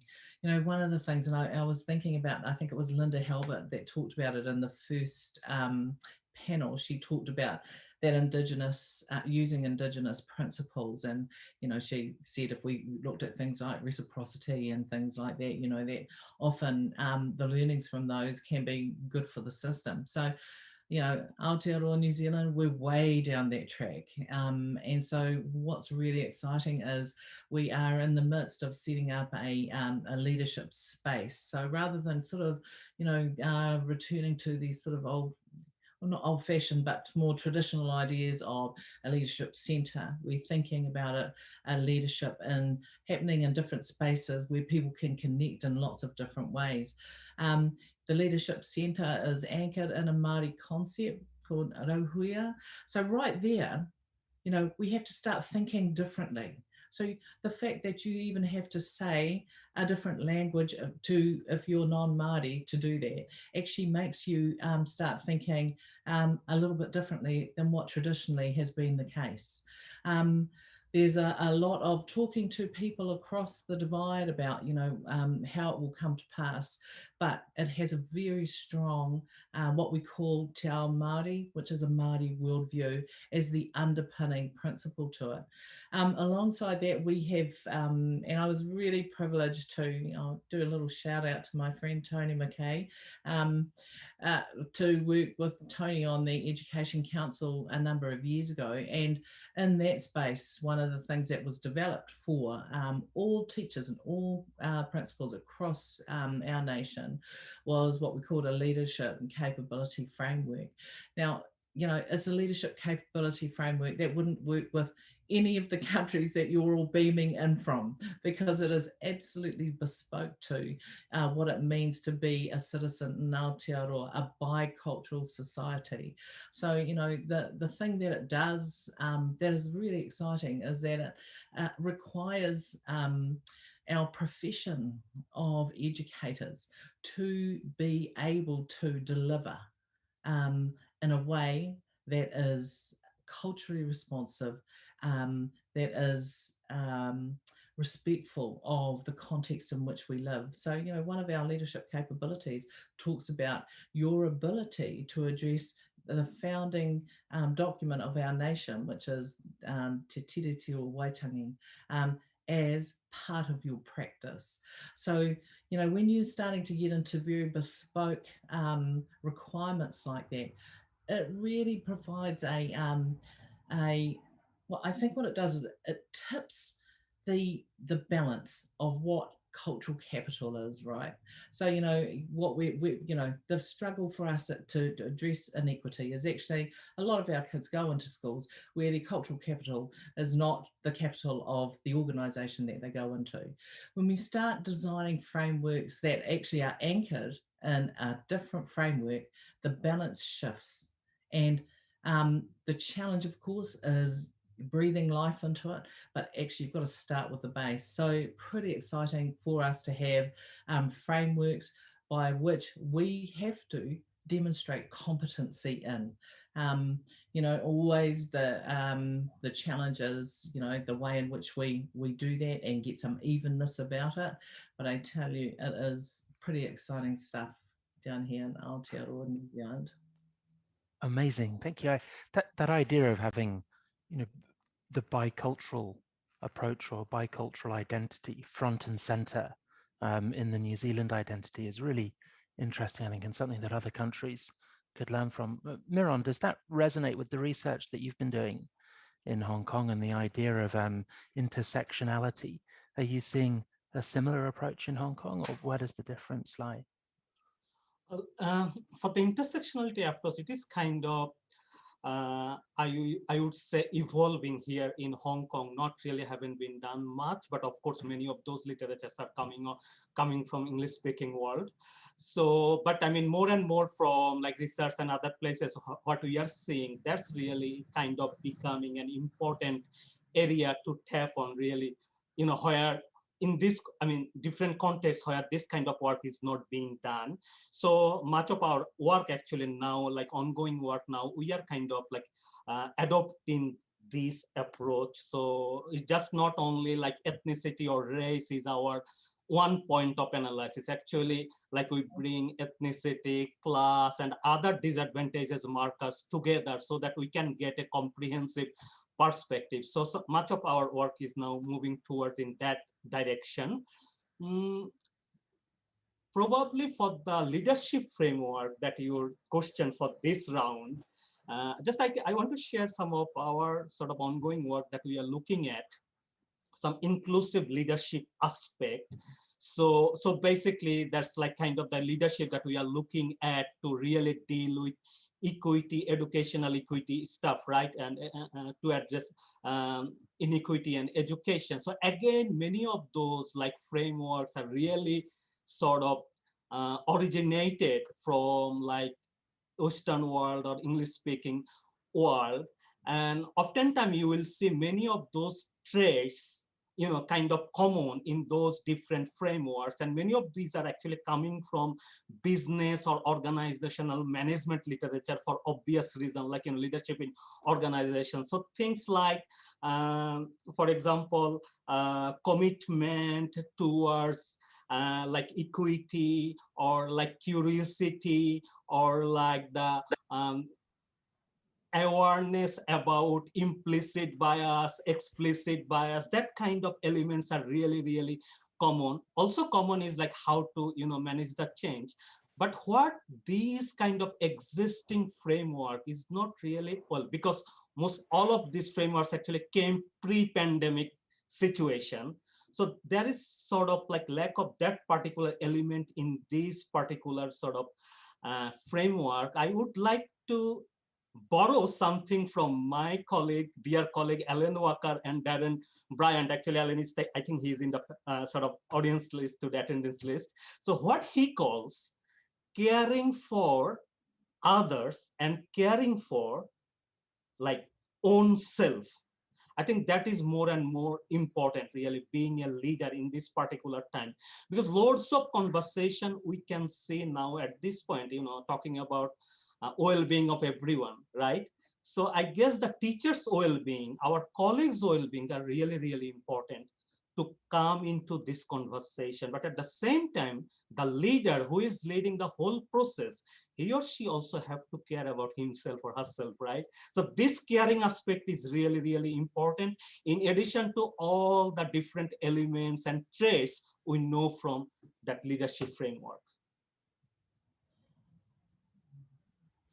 Amazing. Thank you, Miron. That idea of caring and compassion is something which has had more and more attention as the pandemic-induced crisis has rolled on, and I think something which is receiving legitimately more attention and is being more valued as an education outcome, as a leadership quality. Jean-Pierre, if it's okay, could we bring you in at this point? And I should say, you know, for Livia, Barbara, Miron, and Jean-Pierre, if you want to jump in and ask questions of one another, then please do feel free to do so. But Jean-Pierre, if we could bring you in at this point, I'd love to hear more about work that you're doing to incentivize collaboration across the Rwandan education system, and building on some of your opening remarks and how that fits in to the idea of leadership that you've been developing. Yeah, thank you, Dominic. Actually, when the pandemic started, I mean, before it started, actually, we had already started ensuring that head teachers or school leaders can collaborate around some issues in education. So as I explained from the beginning, our main objective was to ensure that schools are well led and school leaders are leading learning in their schools. So then we wanted head teachers to collaborate around emerging issues. So of course, any collaboration needs some factors, I mean, to be implemented. For example, head teachers or school leaders need to move from their schools to other places, visiting colleagues, checking how their performance the performance is in their schools, how their schools are doing in different aspects. But with the pandemic, that movement actually had to be restricted in order to avoid the spread of the virus. So then it is where now we needed our system leaders and school leaders to act in a way that helps the country. For example, one of the strategies that Rwanda adopted was to shift the learning to online, radio lessons and TV lessons actually, and remote learning via online platforms were established. And as you know, these strategies actually were the ones which exacerbated the equity gaps. Specifically for these kids from poor families, I mean, students whose parents can afford devices, cannot afford internet connection cost. So actually, those are the kids who were mostly vulnerable and could not learn. And when we talk about learning loss, it was more pronounced from those vulnerable children. So then, however, if we could see in some districts or in some clusters where the collaboration was good enough, we could see teachers collaborate around supporting learners and in their capacity. For example, if a learner is from a family where they don't have a radio set or a TV set, teachers collaborating around getting them the radio or ensuring maybe kids can borrow some devices from other families. And also we could see the communication between teachers and school leaders, the communication between school leaders and parents. So if you can see that joint effort of collaboration among those key actors in education, actually it made difference. It made a difference in a way that to minimize the equity gaps. I will give just one example, Dominic, if you allow. So during the pandemic, actually, girls were more vulnerable. So we had so many cases of early pregnancies, and actually that was very, very challenging to the system. So in some districts and in some clusters, actually, we could see head teachers or school leaders working with the system leaders, I mean like sector education officers, to locate where those girls are and to provide the necessary support. And as you know, one in our countries, actually, whenever there is a case of early pregnancy, there is also an issue of safeguarding. Parents who are going to maltreat the girl, and also the girl is at risk of dropping out from the school. So we were happy to see that collaboration happening in the so-called back to school campaign, like trying to track all those kids who were affected by the early pregnancies, and also ensuring that they can turn up to school. So that collaboration, Dominic, was very, very useful. Then you talked about how do we incentivize that collaboration. So the collaboration actually, as I talked from the beginning, head teachers needed transport to move from one school to another. So during the pandemic, the movements are restricted. So then we relied on that intrinsic motivation, like having these school leaders eager to keep collaborate through phones.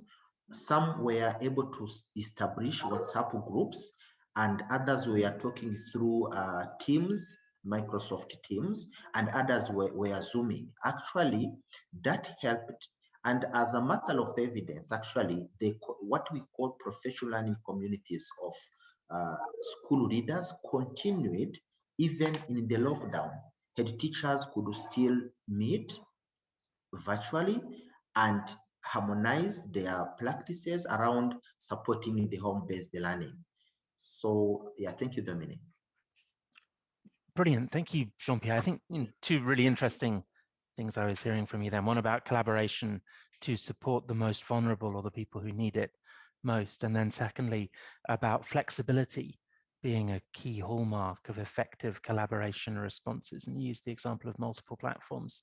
One of the really interesting things we learned during this conference series last year, which has stayed with me, was a survey that RAND, the US think tank, had conducted that showed that schools that had a high culture of teacher collaboration pre-pandemic were consistently better able to support learning and the well-being of the whole kind of school community during the pandemic. And I think a really interesting area of future research is how do you create the conditions in which that kind of collaboration can thrive so that all schools can embed those kind of approaches. Livia, it would be fabulous to bring you in. You posed some really great questions for us in your opening remarks. From what you've heard so far, are we getting closer to answering any of them?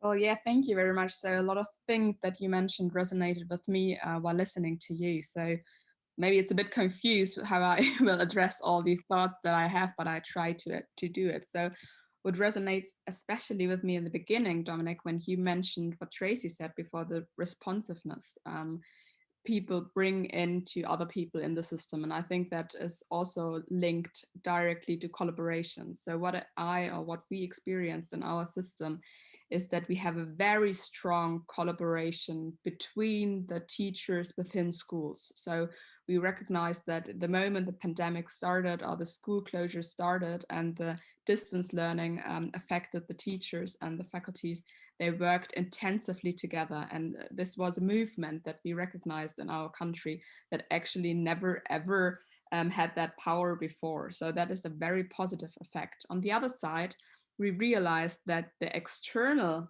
partnerships did not really were affected by this collaboration spirit, if I put it like this. And we were wondering why actually this was the fact. And we then actually tried to get a bigger picture of how the whole system worked together and collaborated. And there we actually experienced that for the first lockdown and for the first phase of the pandemic, we saw that the ministry and the bureaucratic system, and I have to say that Austria is a really strongly bureaucratic system, and I think that affects how the responses to the crisis are actually worked out. So we experienced that the initiatives and that the advices the ministry gave to the schools were really open, and the autonomy actually lies in the schools or within the schools, how they actually deal locally with the pandemic. And the more the pandemic rises or get on, and the second lockdown, the third lockdown, we're more or less about to wait for the fourth lockdown, but anyhow, the more strict were the advices the governance actually gave to the schools. So from our understanding, we experienced a bit of a lack in the professional autonomy that was given to the school leaders and that was given to the teachers. And I think that affected actually the way the collaboration was as well. And so this is why I brought in the aspect of responsiveness, because I do not really experience that there is a lot of responsiveness between the system levels and between the different leaders in the levels. So there are no steering groups, or no conversations among the different local leaders and the regional leaders and the system leaders, and how they interact to actually face the critical points of the pandemic. And I think this is something that actually should be taken more into account when it comes to the aspect of how to deal with the crisis. The other thing that resonates strongly with me was the idea of caring leadership. And I think this is something that really is an approach that we should more focus on, because as I mentioned, we have that study with the school leaders from 500 schools. We ask which strategies they use to deal with the crisis.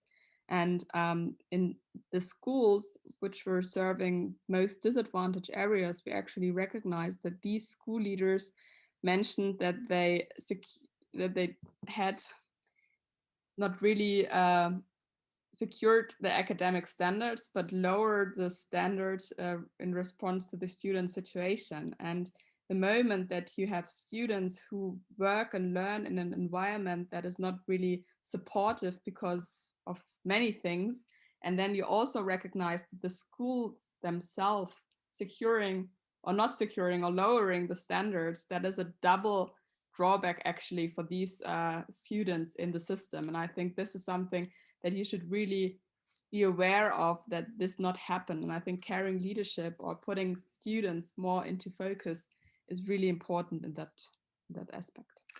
Rob Ford has put a really great link in the chat to an article that Andrea Schleicher wrote in the Times Education Supplement. I think about something very similar to the last point you were making, Livia, about the focus doesn't necessarily need to be on learning loss and catch up.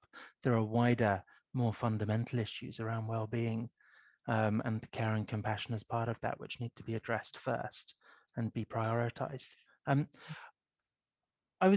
Livia, I wonder if we could stick with you, if that was okay. And just, the experience you described in Austria of, pre-pandemic, it's a very bureaucratic, quite centralized approach. Then in the first phase, an enormous amount of autonomy was given to teachers. And I'd love to hear a bit more, about your observations during that phase, and reflect a little bit on Joe Halgarten's question, which has come up in the chat about, how we can enable, what systems can do to enable teacher leadership from within and beyond the classroom, and your kind of experiences and observations around that in Austria. And then Barbara, we'll bring you in if that's okay, because you're obviously coming at this from a much more decentralized system. So to get your reflections on it too. But Livia, you first, please.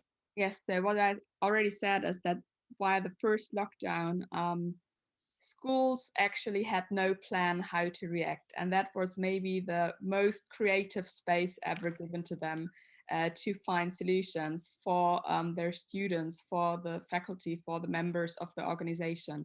And this is maybe also a bit of my experience as a teacher. I realized that we did that switch to a learning platform immediately, and everyone was motivated to learn and understood themselves as a learner.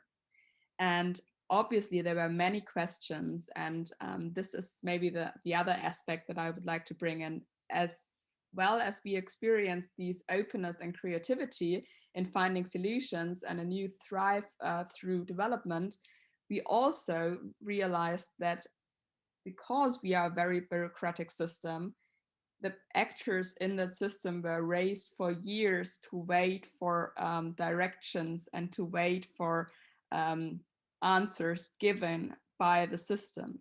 And that, I think, was the dilemma situation that the teachers and school leaders as well were facing. On the one hand, waiting, but on the other hand, seeing the urgency to answer the needs and the questions that the students, the parents, and the teachers actually had. And I think that was very interesting because it was a creative space. And on the other hand, for the second lockdown, for the third lockdown, the old patterns of bureaucratic systems again rises. And you can see that the more you get used to the pandemic situation, the more the old patterns came back, and the more the directives and the strong decisions made top down were brought back into the system. It's a fine balance, isn't it? Because as people get fatigued because of the length of the crisis, the importance of scaffolding to support responses becomes more important. But also this phase of great creativity is also something that you want to allow the space to develop. I think one of the things that comes through in the ebook, is how this idea of, or this cliche about education as being quite a conservative sector typically was totally upended last year, because you had this amazing variety of very creative responses that led to a rethinking or a new thinking about the purpose of education in many contexts. Barbara, if we could bring you in and thinking about from a decentralized system perspective. Yeah, thanks, Dominic. And really interesting following on from those previous comments, because we kind of used to making a lot of decisions at our local level, but what happened was it sort of flipped. And so what we ended up getting was a lot of messages from a central space. And I have to say there was a lot of comfort in that. And it was very, that is not our typical modus operandi. So the idea that we had that sort of leadership that guided us through that from a central position was something new, and something that we, I think that we all found a lot of comfort in.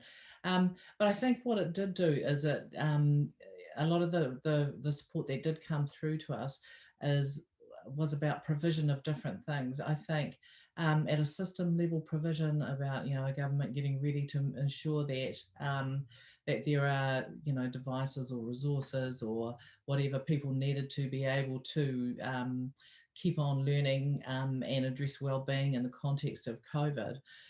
There was a kind of a level of provision around that. I think the challenge for us really has been around you can have all the devices in the world, you can have all the resources in the world, but really, one of the big gaps for us, and one of the things that we've been working our way through is, what does good look like in an online context? If you think about wellness, if you think about, we talked about really having to rethink our business entirely. We have a concept of manuhiri, that's a visitor, a person visiting your house. The idea that you are suddenly in somebody else's house. What does that mean if you're teaching? How do we solve these problems together? So the challenge for our system is about making sure that, what is good in the context of teaching and learning is the thing that happens through the provision of resource. It's one that lots of people have been solving at different levels, but it's one that we also need to have some consistency about the delivery across a much greater part of our nation. I think the other thing too, I think for us, and I'm actually currently in our 4th lockdown in Auckland here. We're in our 4th lockdown. So this is like day 2 of the 2nd lockdown. I think one of the things that we've got really good at is kicking into action very quickly. So on the back of the announcement, we know how to kind of move. The thing that we need to get better at and is sharing the way in which we are progressing what good looks like. The idea that pedagogy now has a real power sharing element to it for our families, for teachers and schools is really big for us. And it's a challenge for us to be able to be responsive in a way that is consistent across a number of our schools. So yeah, really interesting from a very devolved system to address a national crisis has been really, I think it's seen a window into what the world could be. That's the challenge for us, is to kind of have a line of sight from, a platform that provides guidance around what is great and ensures that everybody gets to participate in that. That's brilliant. Thank you, Barbara. We're almost at the edge of time. This 45 minutes has gone incredibly quickly because it would be wonderful to speak with you all for much longer. But I think, it's really interesting how from 4 very different perspectives, and where the 4 of you are all joining from, and your different kinds of expertise in the systems that you're part of and new research, there are some really consistent themes coming across about the characteristics of the kind of leadership and the kind of response that we need to see much more of if we are all to be able to help our students and teachers and education communities navigate their way through the current and future crises. And it seems to be coming back very much to Tracy's concluding points from earlier about the need for adaptability, resilience, and responsiveness. So I think those 3 themes are really legitimate areas of focus and research for all of us moving forward. I'd like to thank the 4 of you ever so much for sharing your expertise and joining us for the panel this morning. I hope you'll be able to stay with us for the 3rd panel, which is coming up, because I think they'll build on some of our themes, and they've got some fabulous speakers joining them as well. I'm going to hand over to my friend and colleague, Julia Kirby, who's going to be the moderator for this 3rd panel this morning. Thank you so much, Dominic, and thank you to all the speakers today. I am really delighted to be here to serve as moderator for this session and to build on these rich discussions that we heard from our panel before us, and also from our speakers earlier this morning, like Tracy Burns from the OECD, who provided us with a really powerful scene setter for the day in laying out 4 scenarios for the future of schooling and the implications for leadership. But also in this panel just now on leading for equity, which really, as Dominic said, has been one of the major themes, not only of this conference, but of our 2020 series, Education Disrupted, Education Reimagined as well. As many have pointed out today, this is a moment in our history at which our leadership and really the social fabric of our world is being tested, not only by an insidious health pandemic, but by the multiple pandemics that inhabit our world, which, as my colleague Dominic just said, are not new, but have been brought into sharper relief, including social injustice and racial inequality, climate change and global poverty, and economic inequity. And in the face of this fast-changing and increasingly uncertain world, education must also change, not just temporarily to accommodate this health crisis that we find ourselves in, but systemically to better reflect the context of our societies and of our planet as a whole. As Irina Bokova, the first female director general of UNESCO, rightly pointed out in 2015, education today must be about learning to live on a planet under pressure. It must be about cultivating the skills and competencies needed to thrive in all aspects, socially, economically, physically, mentally. And as leaders in the field, whether as practitioners or policymakers, we must recognize the powerful and transformative role that this next generation of global citizens, our youth, can and will play in leading the way to a brighter future if we let them. In this panel, Amplifying Next Generation Voices in Leading Learning, we will examine how we can use this once in a generation disruptor as our starting point to practically and meaningfully change systems and mindsets, which in many cases and contexts have never served our students or our world well. To redesign learning so it is relevant and impactful to learners and puts them at the center of our leadership and learning frameworks. We will also discuss the definition of leadership itself and how for far too long education has been dominated by a very hierarchical and narrow understanding of leadership and the types of leadership roles that can exist throughout an education system that benefit learner outcomes and society as a whole. This includes who leaders are, how they lead, and what they need to know to be future literate and lead the future of learning. In this conversation, I'm honored to be joined by three distinguished young education leaders who are positively disrupting the way education is approached and delivered in their own communities and contexts. First, we have Karima Grant, who is the founder and director of Imagination Africa, a social enterprise dedicated to building the capacity of the ecosystem around children in West Africa. Imagination Africa works for whole child development by creating public spaces dedicated to children, collaborating with institutions that nourish child development, as well as the development of parents and communities, with the aim of building an ecosystem that allows African children to thrive and take the lead in the 21st century. Welcome, Karima. Next, we have Haley McGuire, who is the National Coordinator and co-founder of the National Indigenous Youth Education Coalition and co-chair of Learning Creates Australia. Haley is a passionate advocate for Indigenous social justice and ending education inequality. And in her position at the National Indigenous Youth Education Coalition, she is focused on asserting Indigenous rights to education. Haley is also a firm believer in authentic youth engagement and is a former member of the UN Secretary General's Global Education First Initiative Youth Advocacy Group. Welcome, Haley. And last but not least, we have Babar Ali, who in 2009, at the age of just 16 years old, was dubbed by the BBC as the world's youngest headmaster.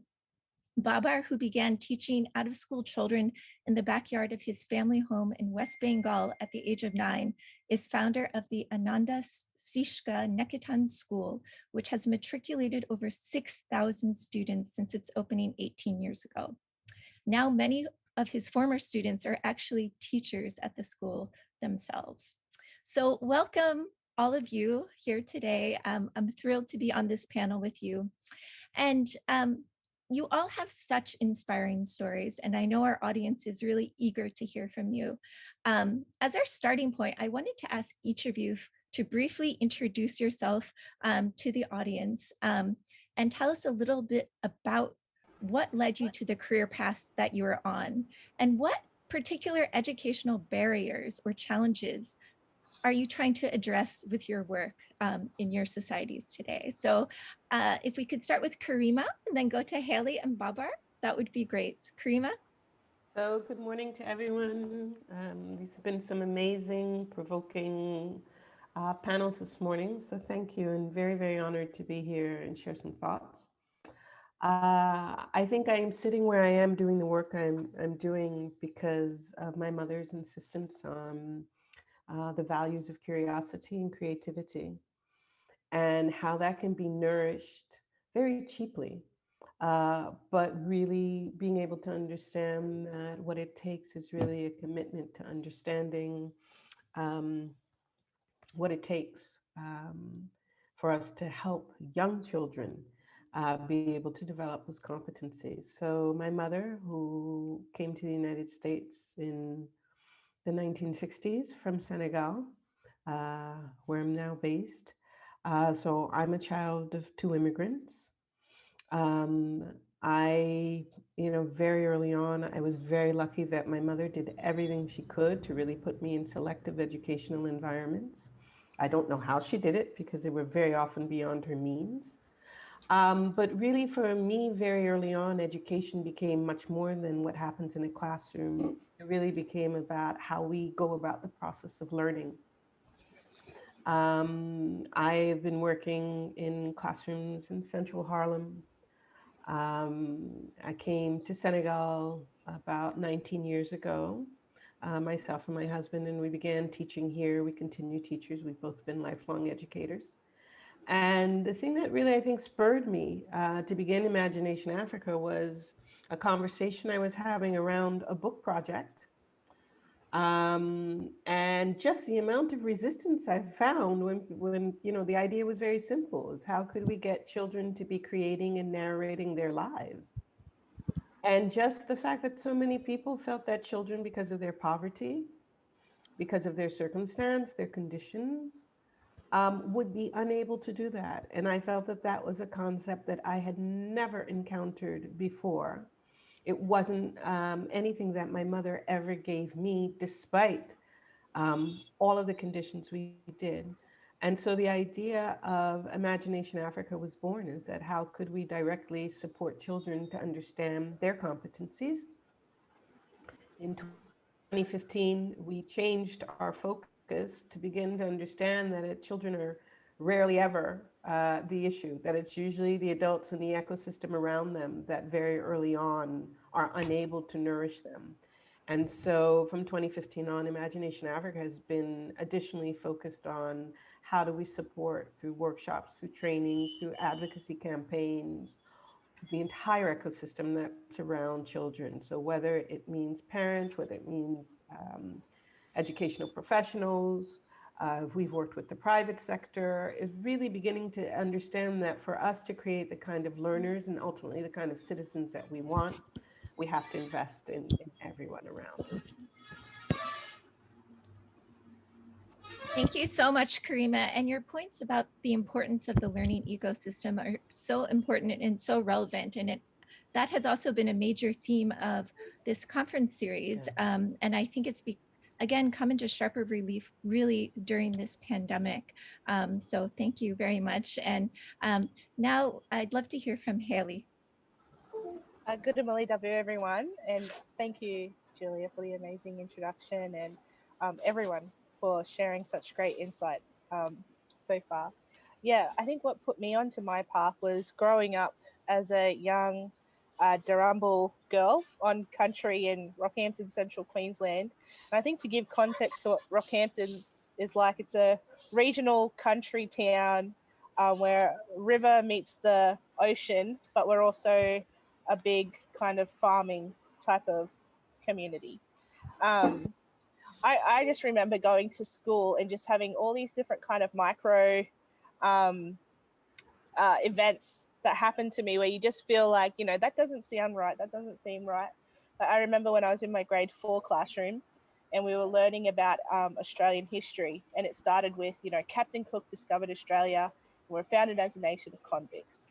But as an Aboriginal child whose families have lived on this country since time immemorial, and growing up in my own community where I listened to stories of country and history from, my grandparents and my father and my aunties and uncles, like when that kind of information isn't available in your learning environment, then you start to kind of question, well, what is the purpose that this education is serving? And then I remember, being on my grade 10, I wanted to be a teacher. And I went back to my old primary school, which turns 150 years old this year. And I was a soccer coach at the time, and a lot of the kids that I coached were Aboriginal kids, and they went to my old primary school. And I just remember talking to my old grade 7 teacher, and he said to me, Haley, I don't know how you handle these kids. When they were never, Aboriginal kids were never an issue for me. It wasn't about handling. It was because the environment where these young people were learning was a culturally safe and responsive learning environment, just because I was able to connect with them on a cultural level. And so through instances of working with young people around the world through the UN, and then starting my own Indigenous Youth Education Coalition here in Australia with a credible team of young Aboriginal and Torres Strait Islander people from all different backgrounds, you start to realize that actually this is by design. These issues were purposely, we Aboriginal and Torres Strait Islander people have just had a historically different relationship with our education system. in this country. And it's really up to us to think about, well, how do we start to reclaim that? And so, yeah, that's where I am now. Thank you, Haley. And this idea of the importance of understanding our past to get to a better future, I think is so interesting, and hopefully we get to unpack that together a bit more. But I see a big connection between what you're saying, also what Karima's saying about, you know, school is more than just what you learn in the classroom. It's about being in an environment, and that environment needs to be a safe and responsive environment to the needs of our youth and our students. So thank you so much. And finally, I'd like to ask Babar Ali to come in. Babar, are you with us? Yes. Great.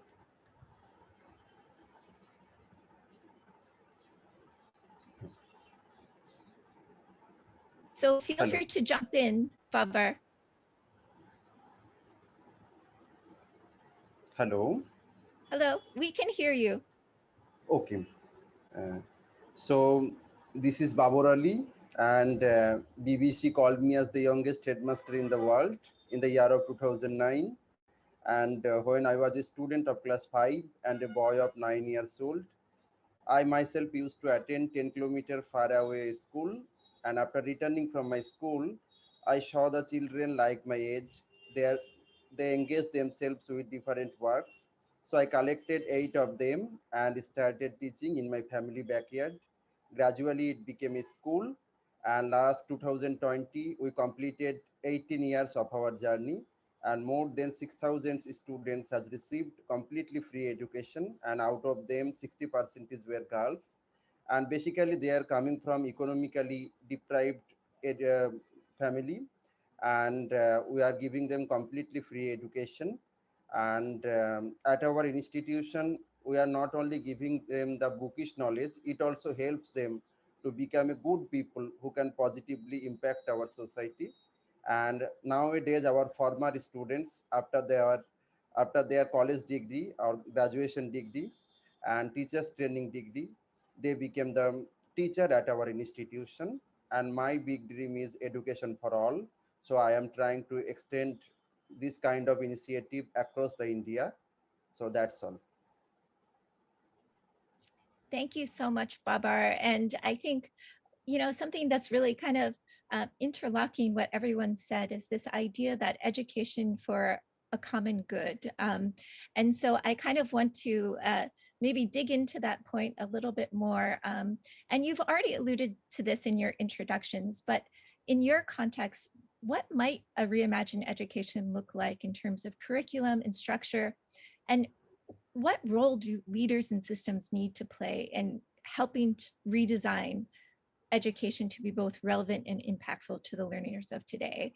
And, you know, and since this panel is about youth, and I think you, in your work, you're all already doing this, but do you see space for learners themselves and youth to be these co-creators and co-designers of their own learning paths? So maybe we'll start with you, Karima. Yes, thank you. Yes, I do think that actually the learning process is a co-creative process.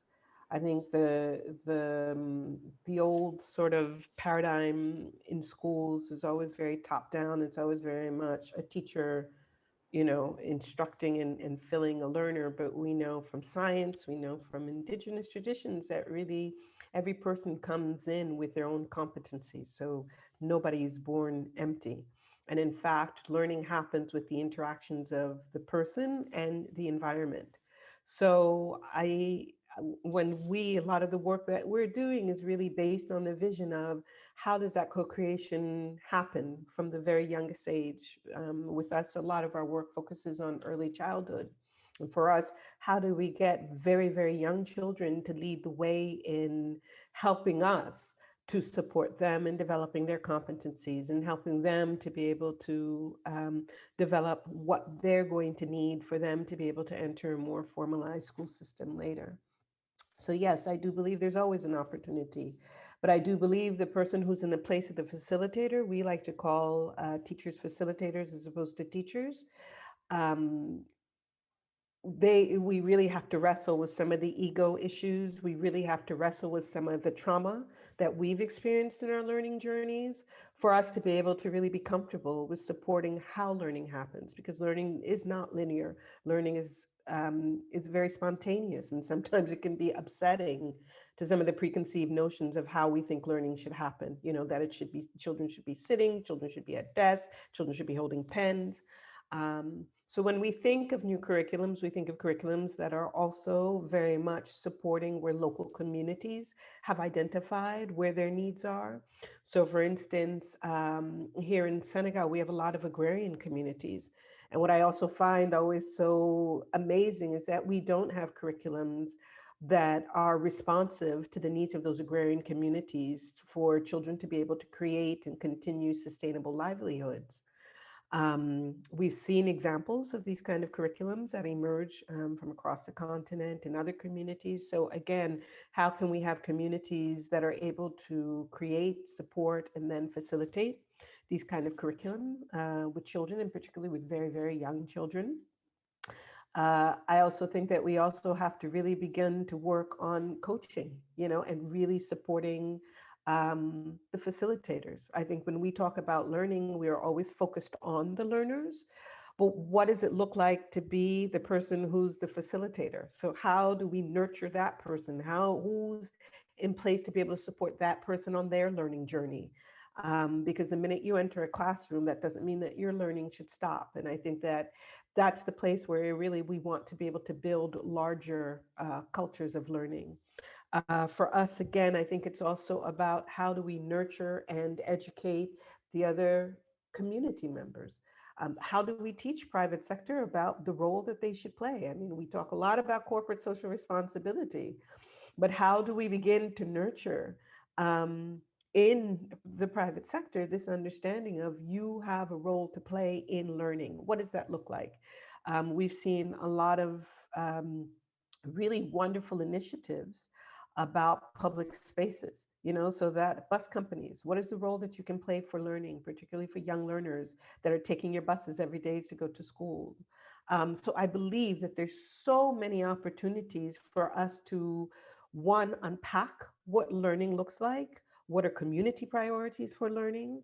How do those community priorities translate to what we know are 21st century competencies that all children must have? And then secondly, who are going to be those key leverage points for us to be able to coach those people so that they'll be able to work again with learners? Thank you so much, Karima. There's so many points there. The importance of the ecosystem, and also not just focusing on, as you said, students in education, but teachers and parents and lifelong learning to really enable the learning environment. So thank you so much. Haley, I think, are you still on with us? I think maybe she dropped off for a second. So I'll turn to Babar. Babar, you know, Karima's point about kind of the curriculums in her context for rural and agrarian students weren't adequate or didn't reflect the context in her society. Is that one of the things that you've noticed in your context as well? And to you, you know, what would this reimagined education system look like?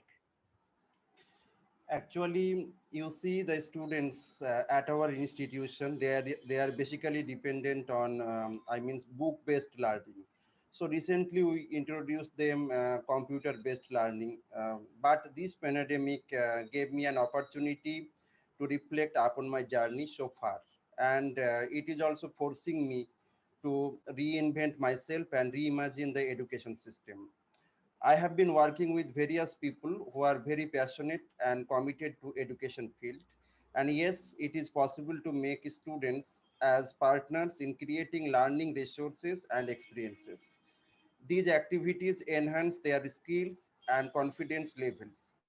Our vision is to make learning easy and interesting for learners by using technology and applying principles of engineering to learning and make them as lifelong learners. And out of that, in our institution, we are also introduced to them the value-based education, because this is also very necessary for the younger generation, as I think. So all these things, that is modern education, technology-based education, because nowadays during COVID pandemic, most of the institutions, they introduced online education and ICT education. And apart from that, value-based education, it is also very necessary for today's younger generation, as I think. And we are working on it. And in some aspect, we are also successful. Thank you so much, Babar. And one point that I wanted to bring up and ask you is, I know, in our previous conversations, you have mentioned that, some of your former students are now your teachers. And I think I want to bring in Karima's point here about the importance of educating not only our students, but our teachers as well. What role in your model of education that you're starting and revolutionizing in India does teacher ongoing professional development play, and that idea of instilling leadership roles in students and then as they matriculate into educators themselves? So actually, basically, our area, it is Murshidabad district in the state of West Bengal. So Murshidabad is one of the poorest districts across the country. And basically, those students who became the teacher at our institution, they are also the first generation learner, and they are all girls, because there was a strong reservation to send them in the school. But they became convinced that our teacher, that is me, he taught us, so we need to help our institution also. We need to help our institution also. So they also thought for others. And not only that, this is also one kind of inspiration, because without those teachers, I mean our former students, it was also very difficult for me to run the institution. And nowadays they are all qualified teachers and dedicated teachers. So that I told you before, that our motto, it is that education is not only the bookish knowledge, not only the pack of information, but it is man making. And since my childhood, I am also inspired by the great thinker, philosopher, Swami Vivekananda. And his epoch-making doctrine, service to man is service to God. It also inspires me a lot. So I think in my institution, these kinds of value, it also helps our students to do something positive for our society.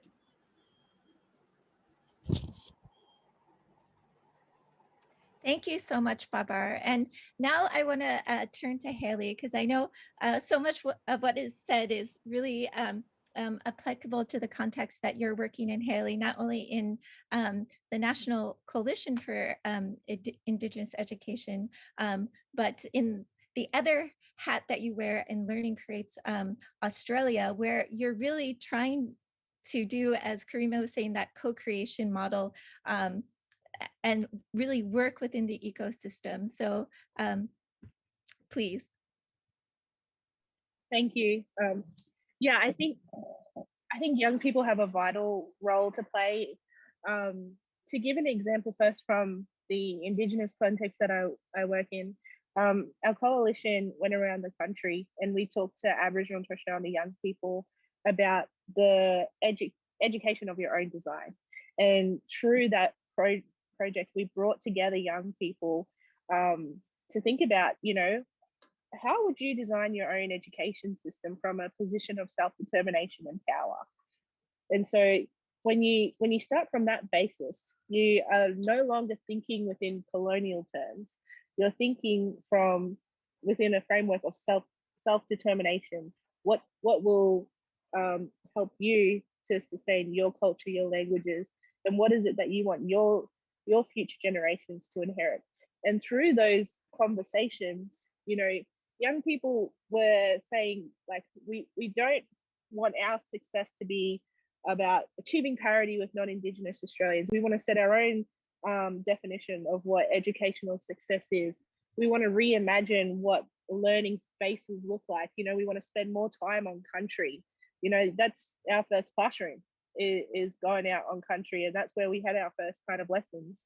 You know, how do we make sure that, you know, young people don't have to compromise anything about who they are or in their identity, you know? And these are, I think what it really said was that it's not just about starting new things. It's about what those young people were talking about was actually reclaiming something that we've had, that we've always had, you know, since time immemorial. You know, Indigenous communities have built strong knowledge systems that are connected to country, you know. And when we think about the types of futures that young people are going to inherit, and for Aboriginal and Torres Strait Islander young people, we are the majority of our population, you know. So we're the ones that are going to who have to pass down the longest continuing culture in the world, while also meeting some of the most complex global issues like climate change and globalization and systemic racism. You know, this is kind of what's on our shoulders, you know. And how do we make sure that our knowledge institutions, our learning institutions are preparing young people to meet that future? And I think young people aren't shying away from that imagining. And with Learning Creates Australia, this has been a really powerful process where we are going through that that whole process of how can we rethink what we recognize and value as success or as learning. You know, how do we think of new ways to recognize learning? And we've put young people at the center of that work, because it's young people who are at the coalface of our education system. So why wouldn't we listen to it? And so young people are working alongside people who have had decades in the education system, decades working in government, decades working at the community grassroots level. You know, young people are part of these teams, and they're co-designing different angles and different solutions, bringing in that expertise and experience that they hold, because they are the experts of their own experience. And I think that's another thing that we need to think about is like, yeah, young people can play that co-creating space in the actual learning moment, but they also hold a valuable role in actually thinking about future systems and future structures and what we get there. So yeah. Thank you so much, Haley. And I mean, you raised a really important point about systems and structures. And that's a point that I want to come back to, and, you know, and really look at, I mean, this is like a phenomenal solution that you're doing through your work. And I want to look at, you know, at scale, how do we get from where we are today to where we need to be tomorrow? Because I also want to discuss solutions. I think, you know, through the series last year and even now, you know, we all know what the problems are. And so how do we get to making progress and solutions? And I know that's an iterative thing and it looks different in each context. And, you know, going back to our keynote this morning, you know, education can't do it alone. It needs other factors. It doesn't exist in isolation. It needs, requires safety, shelter, nutrition, an enabling environment and culture for our students, infrastructure. And that comes from a state and a system. And, you know, in our world, a hierarchy of leadership. So I was hoping maybe when we get into this discussion of solutions, and also for people who are watching, maybe I'm looking forward to hearing your comments in the chat and taking a few questions as well. But, you know, Karima, in our previous conversations, you made some really powerful points about the need for systemic transformations to enable educational change. And I was hoping maybe you could share some of those ideas. Yeah, thank you very much. And thank you, Haley, and thank you, Babar, because I think they've really given some very powerful visions of what can be possible. And I think sometimes what happens when we're working with different elements in the system is that we're so entrenched in our position in the system that we can't see the whole impact of the system. So we can't see how actually systemic transformation can happen. For us, I think it's really looking again that systems have so many, when we look at systems thinking, we understand that systems have so many different chain reactions and sort of different interactions and feedback loops that one, we have to be able to train the people who are managing systems to step out and to look at systems from a sort of overhead possibility. One of the things that's very important when you're looking at systems thinking is to really think about accountability. And one of the I think that we don't think of when we're looking at educational systems is thinking about who are we accountable to? Are we accountable to the learner? Are we accountable to the parent? Are we accountable to the teacher? Sometimes we tend to think of it the other way, is who we are accountable for, particularly I think in developing world context, to the donor. Are we accountable to the person who is going to loan us this money, so therefore wants to see these kind of outcomes?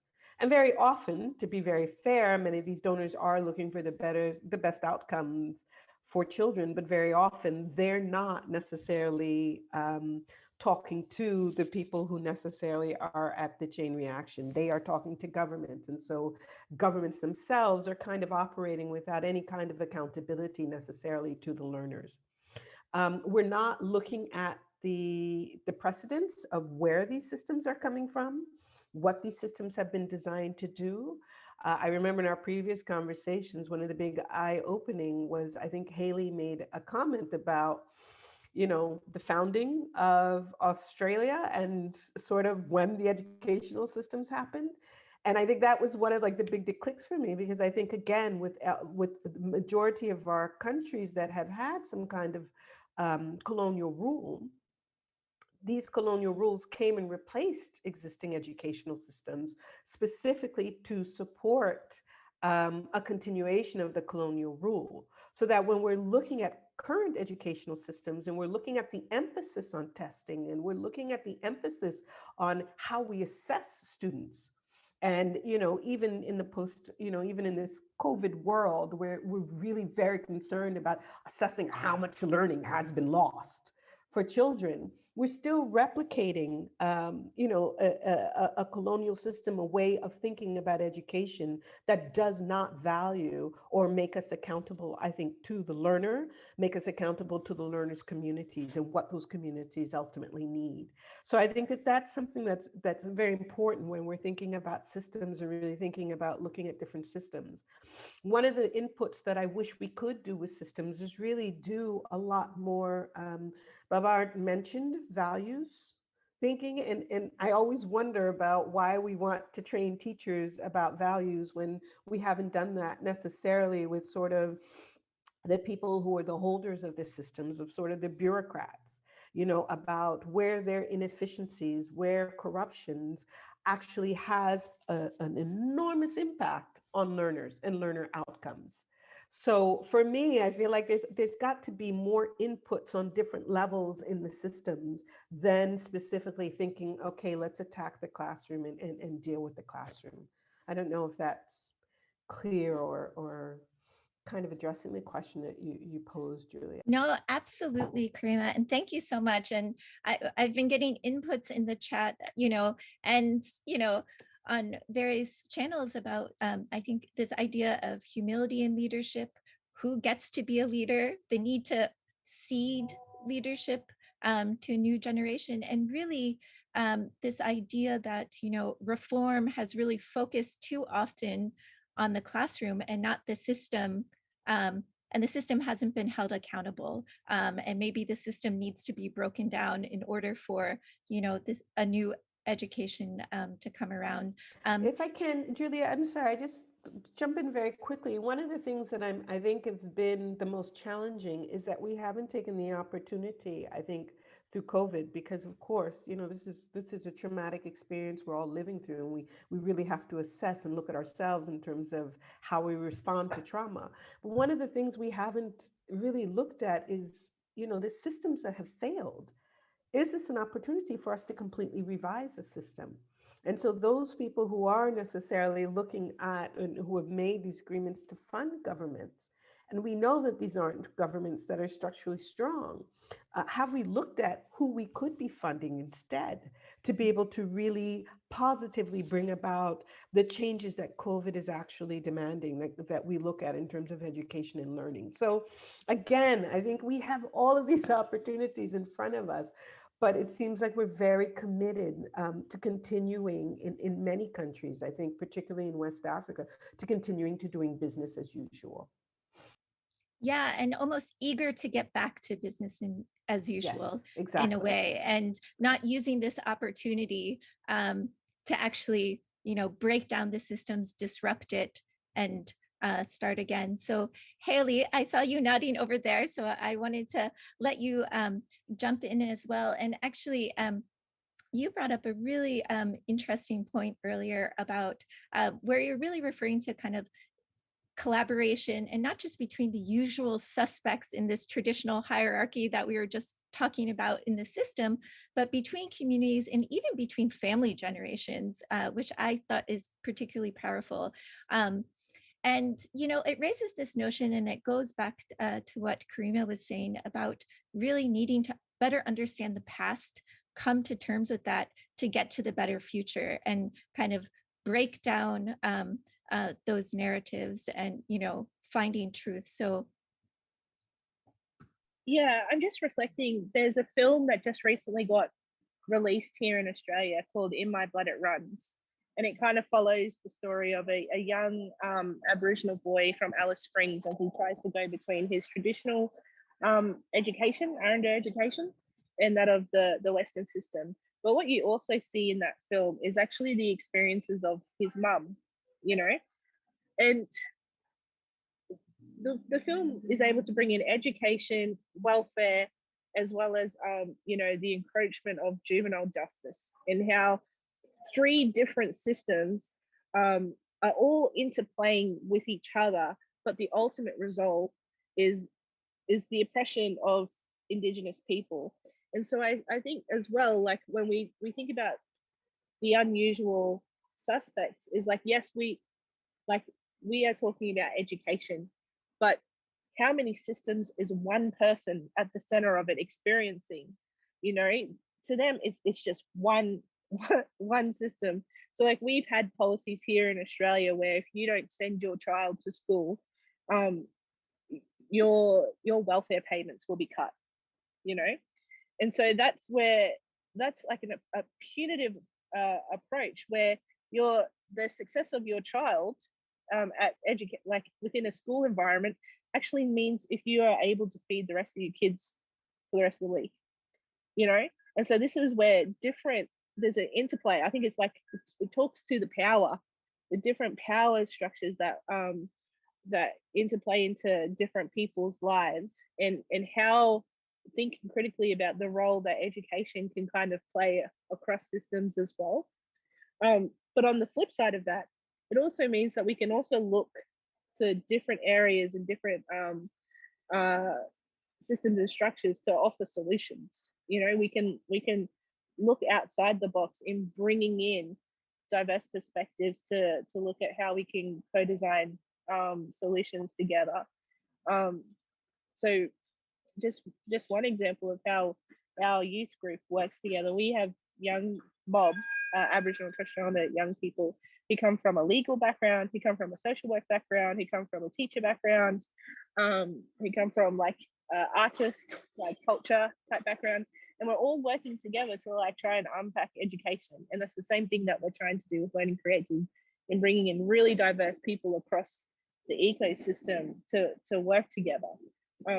So sorry if I kind of went off on a tangent just then, but I hope it was aligned with the question.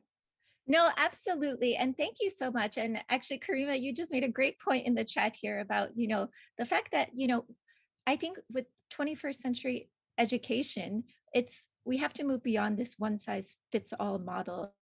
And so I'm cognizant we only have about 1 minute left. So I wanted to allow Babar to jump in here and talk about, his experience in kind of upending the system that is where he lives in West Bengal, and creating not only a school, but working towards creating a network of schools to serve underserved children.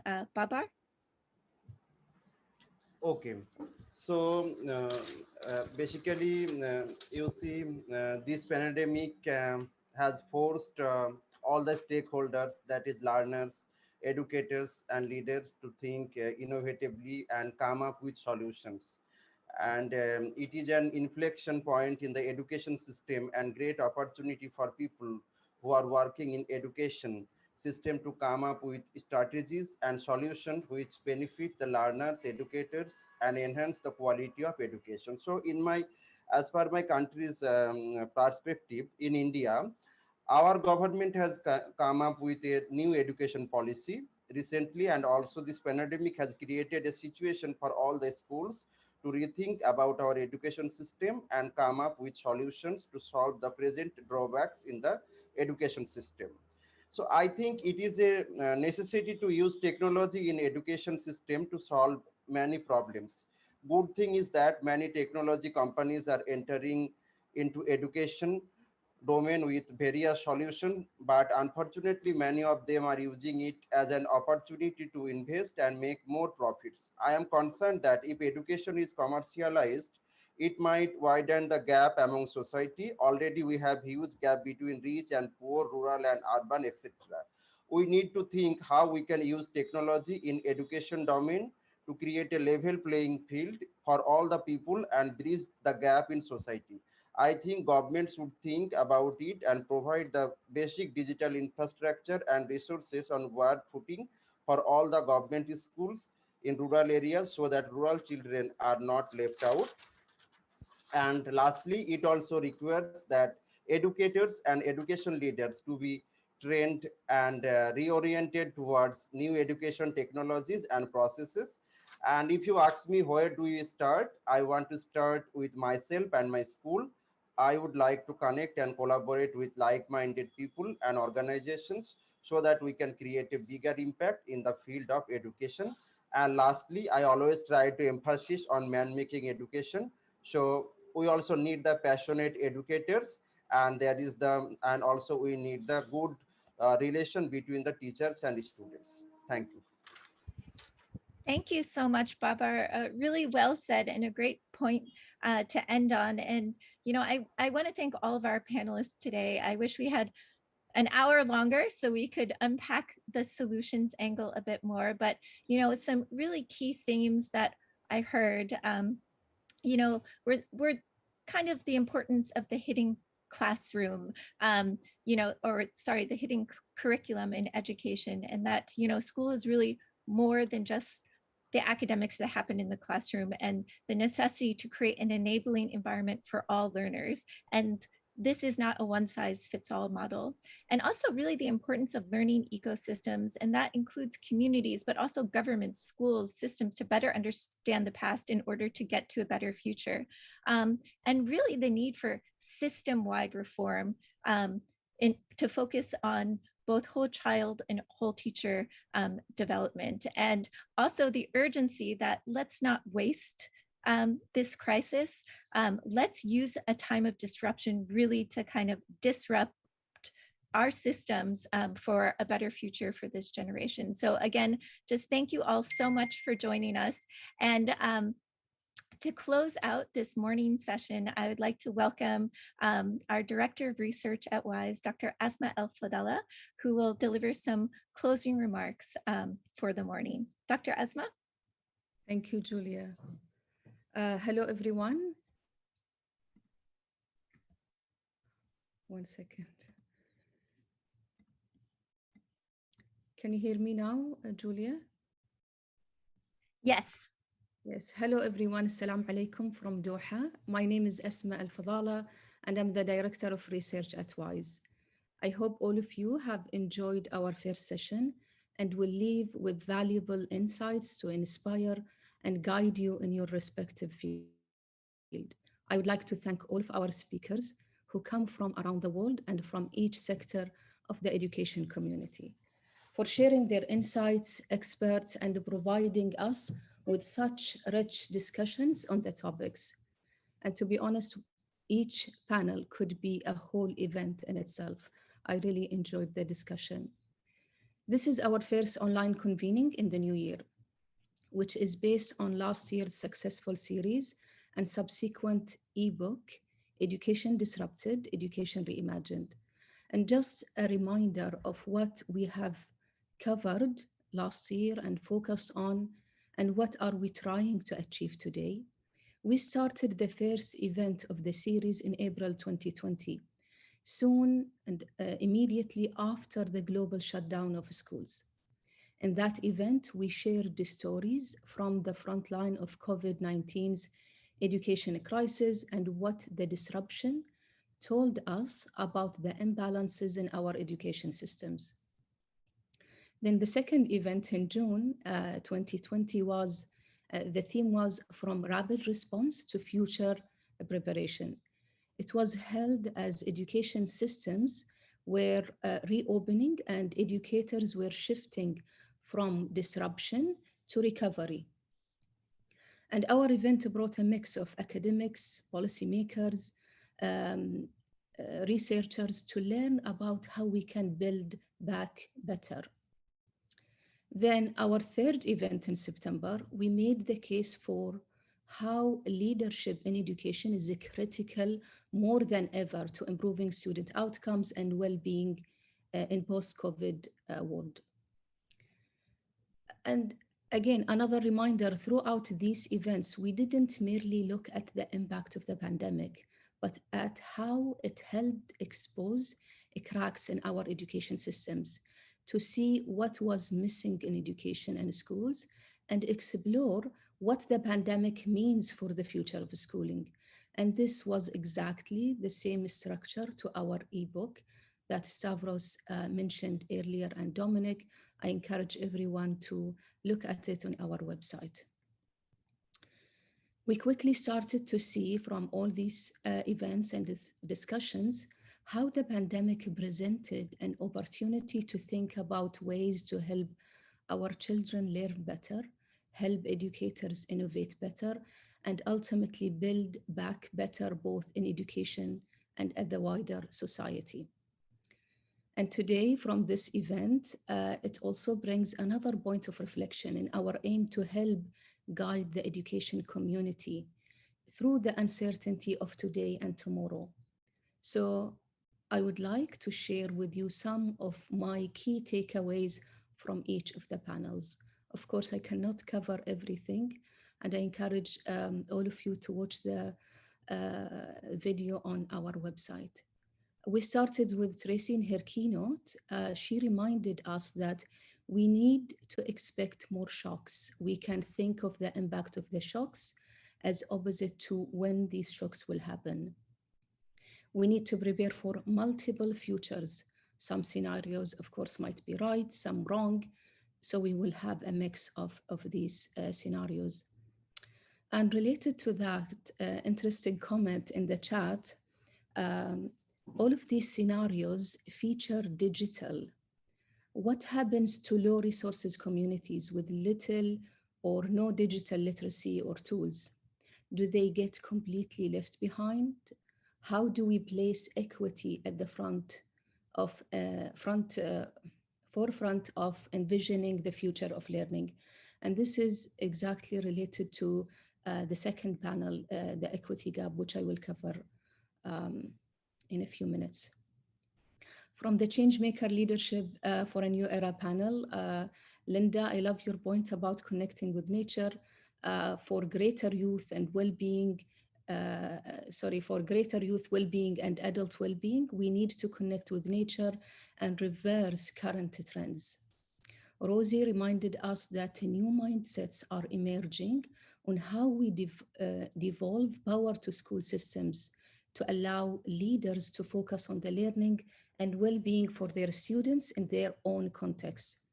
And devolving power allows the school leaders to embrace new mindsets and encourages system to trust in the capacity of their leaders. And related to this point, also came from the audience a really fundamental question and observation.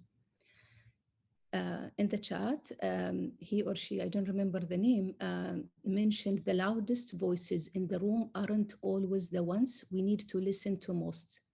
Because reimagining education should look at getting back to trusting educational professionals, teachers and school leaders, especially as they have seen how tough the classroom can be and what leaders have done to manage and adapt in this crisis. And also this is related to Rosie's point. In the Leading to Bridge Equity Chasm panel, the discussion focused on a few themes that I will cover. Of course, I can't cover all of them. They talked about gap in educational equity is an issue all over the world. Many countries around the world, regardless of their development, haven't achieved equal educational outcomes, and COVID crisis is amplifying this issue. The second point, compassion, caring for others and caring for own self is more important now. School leaders and teachers' well-being is so crucial. And I want to emphasize this not only as a researcher and educator, but also as a mother dealing at home with online learning. Another point came, as Dominic mentioned, came in the April event, the collaboration. School leaders, teachers, and local system leaders who worked with parents were better able to bridge some of the gaps by finding solutions. And I think this was in Rwanda case study. The last panel led by my colleague Julia, the Amplifying Next Generation Voices in Leading Learning, discussed many topics, some of them related to panel 1 and 2, but I will cover two themes that nobody talked about it, which is the role of learners and type of learning that we are hoping to have, especially after this crisis. One theme around the co-creation, because learning, as we know, is not a linear process. When we think of a new curriculum, we need to identify what the needs are, and we need to think of curriculum that allow the learners to learn towards a sustainable changes, and coaching will be something that will be needed, especially in post-COVID phase. Learners as teachers also came in the discussion. Students can also be teachers. The approach should be such that teachers must consider learners as colleagues and learning by doing so they can learn from each other. Just to summarize, I tried to come up with one theme that summarized the three panels, which is when we have lack of responsiveness, there is more creativity. Because in some countries, schools wait for decisions from higher up. The pandemic meant schools had no plans on how to react. This created a unique and creative moment for creativity and finding solutions for teachers. I think Livia from Austria mentioned this, and then was interesting in the discussion as well in the chat. A teacher from Nigeria also related to this point. So this is not related to the level of the country or its developing or developed countries.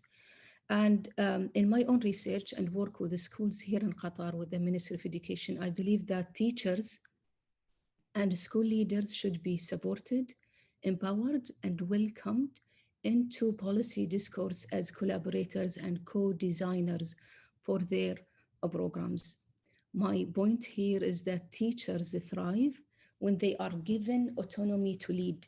The system can provide support, of course, but systems that let leadership opportunities flourish will do best in the future.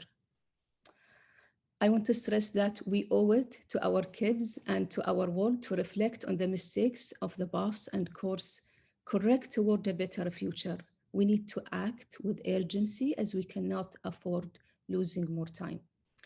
And to end, please join me in thanking everyone at WISE and Salzburg Global who helped organize this event. And most importantly, thank you, the audience. audience for joining us from around the world across different time zones. You are the reason why we organize these events. Please continue to spread the word of WISE to your networks, colleagues, and contacts so we can reach more people and continue to bring change in education. Thank you all again.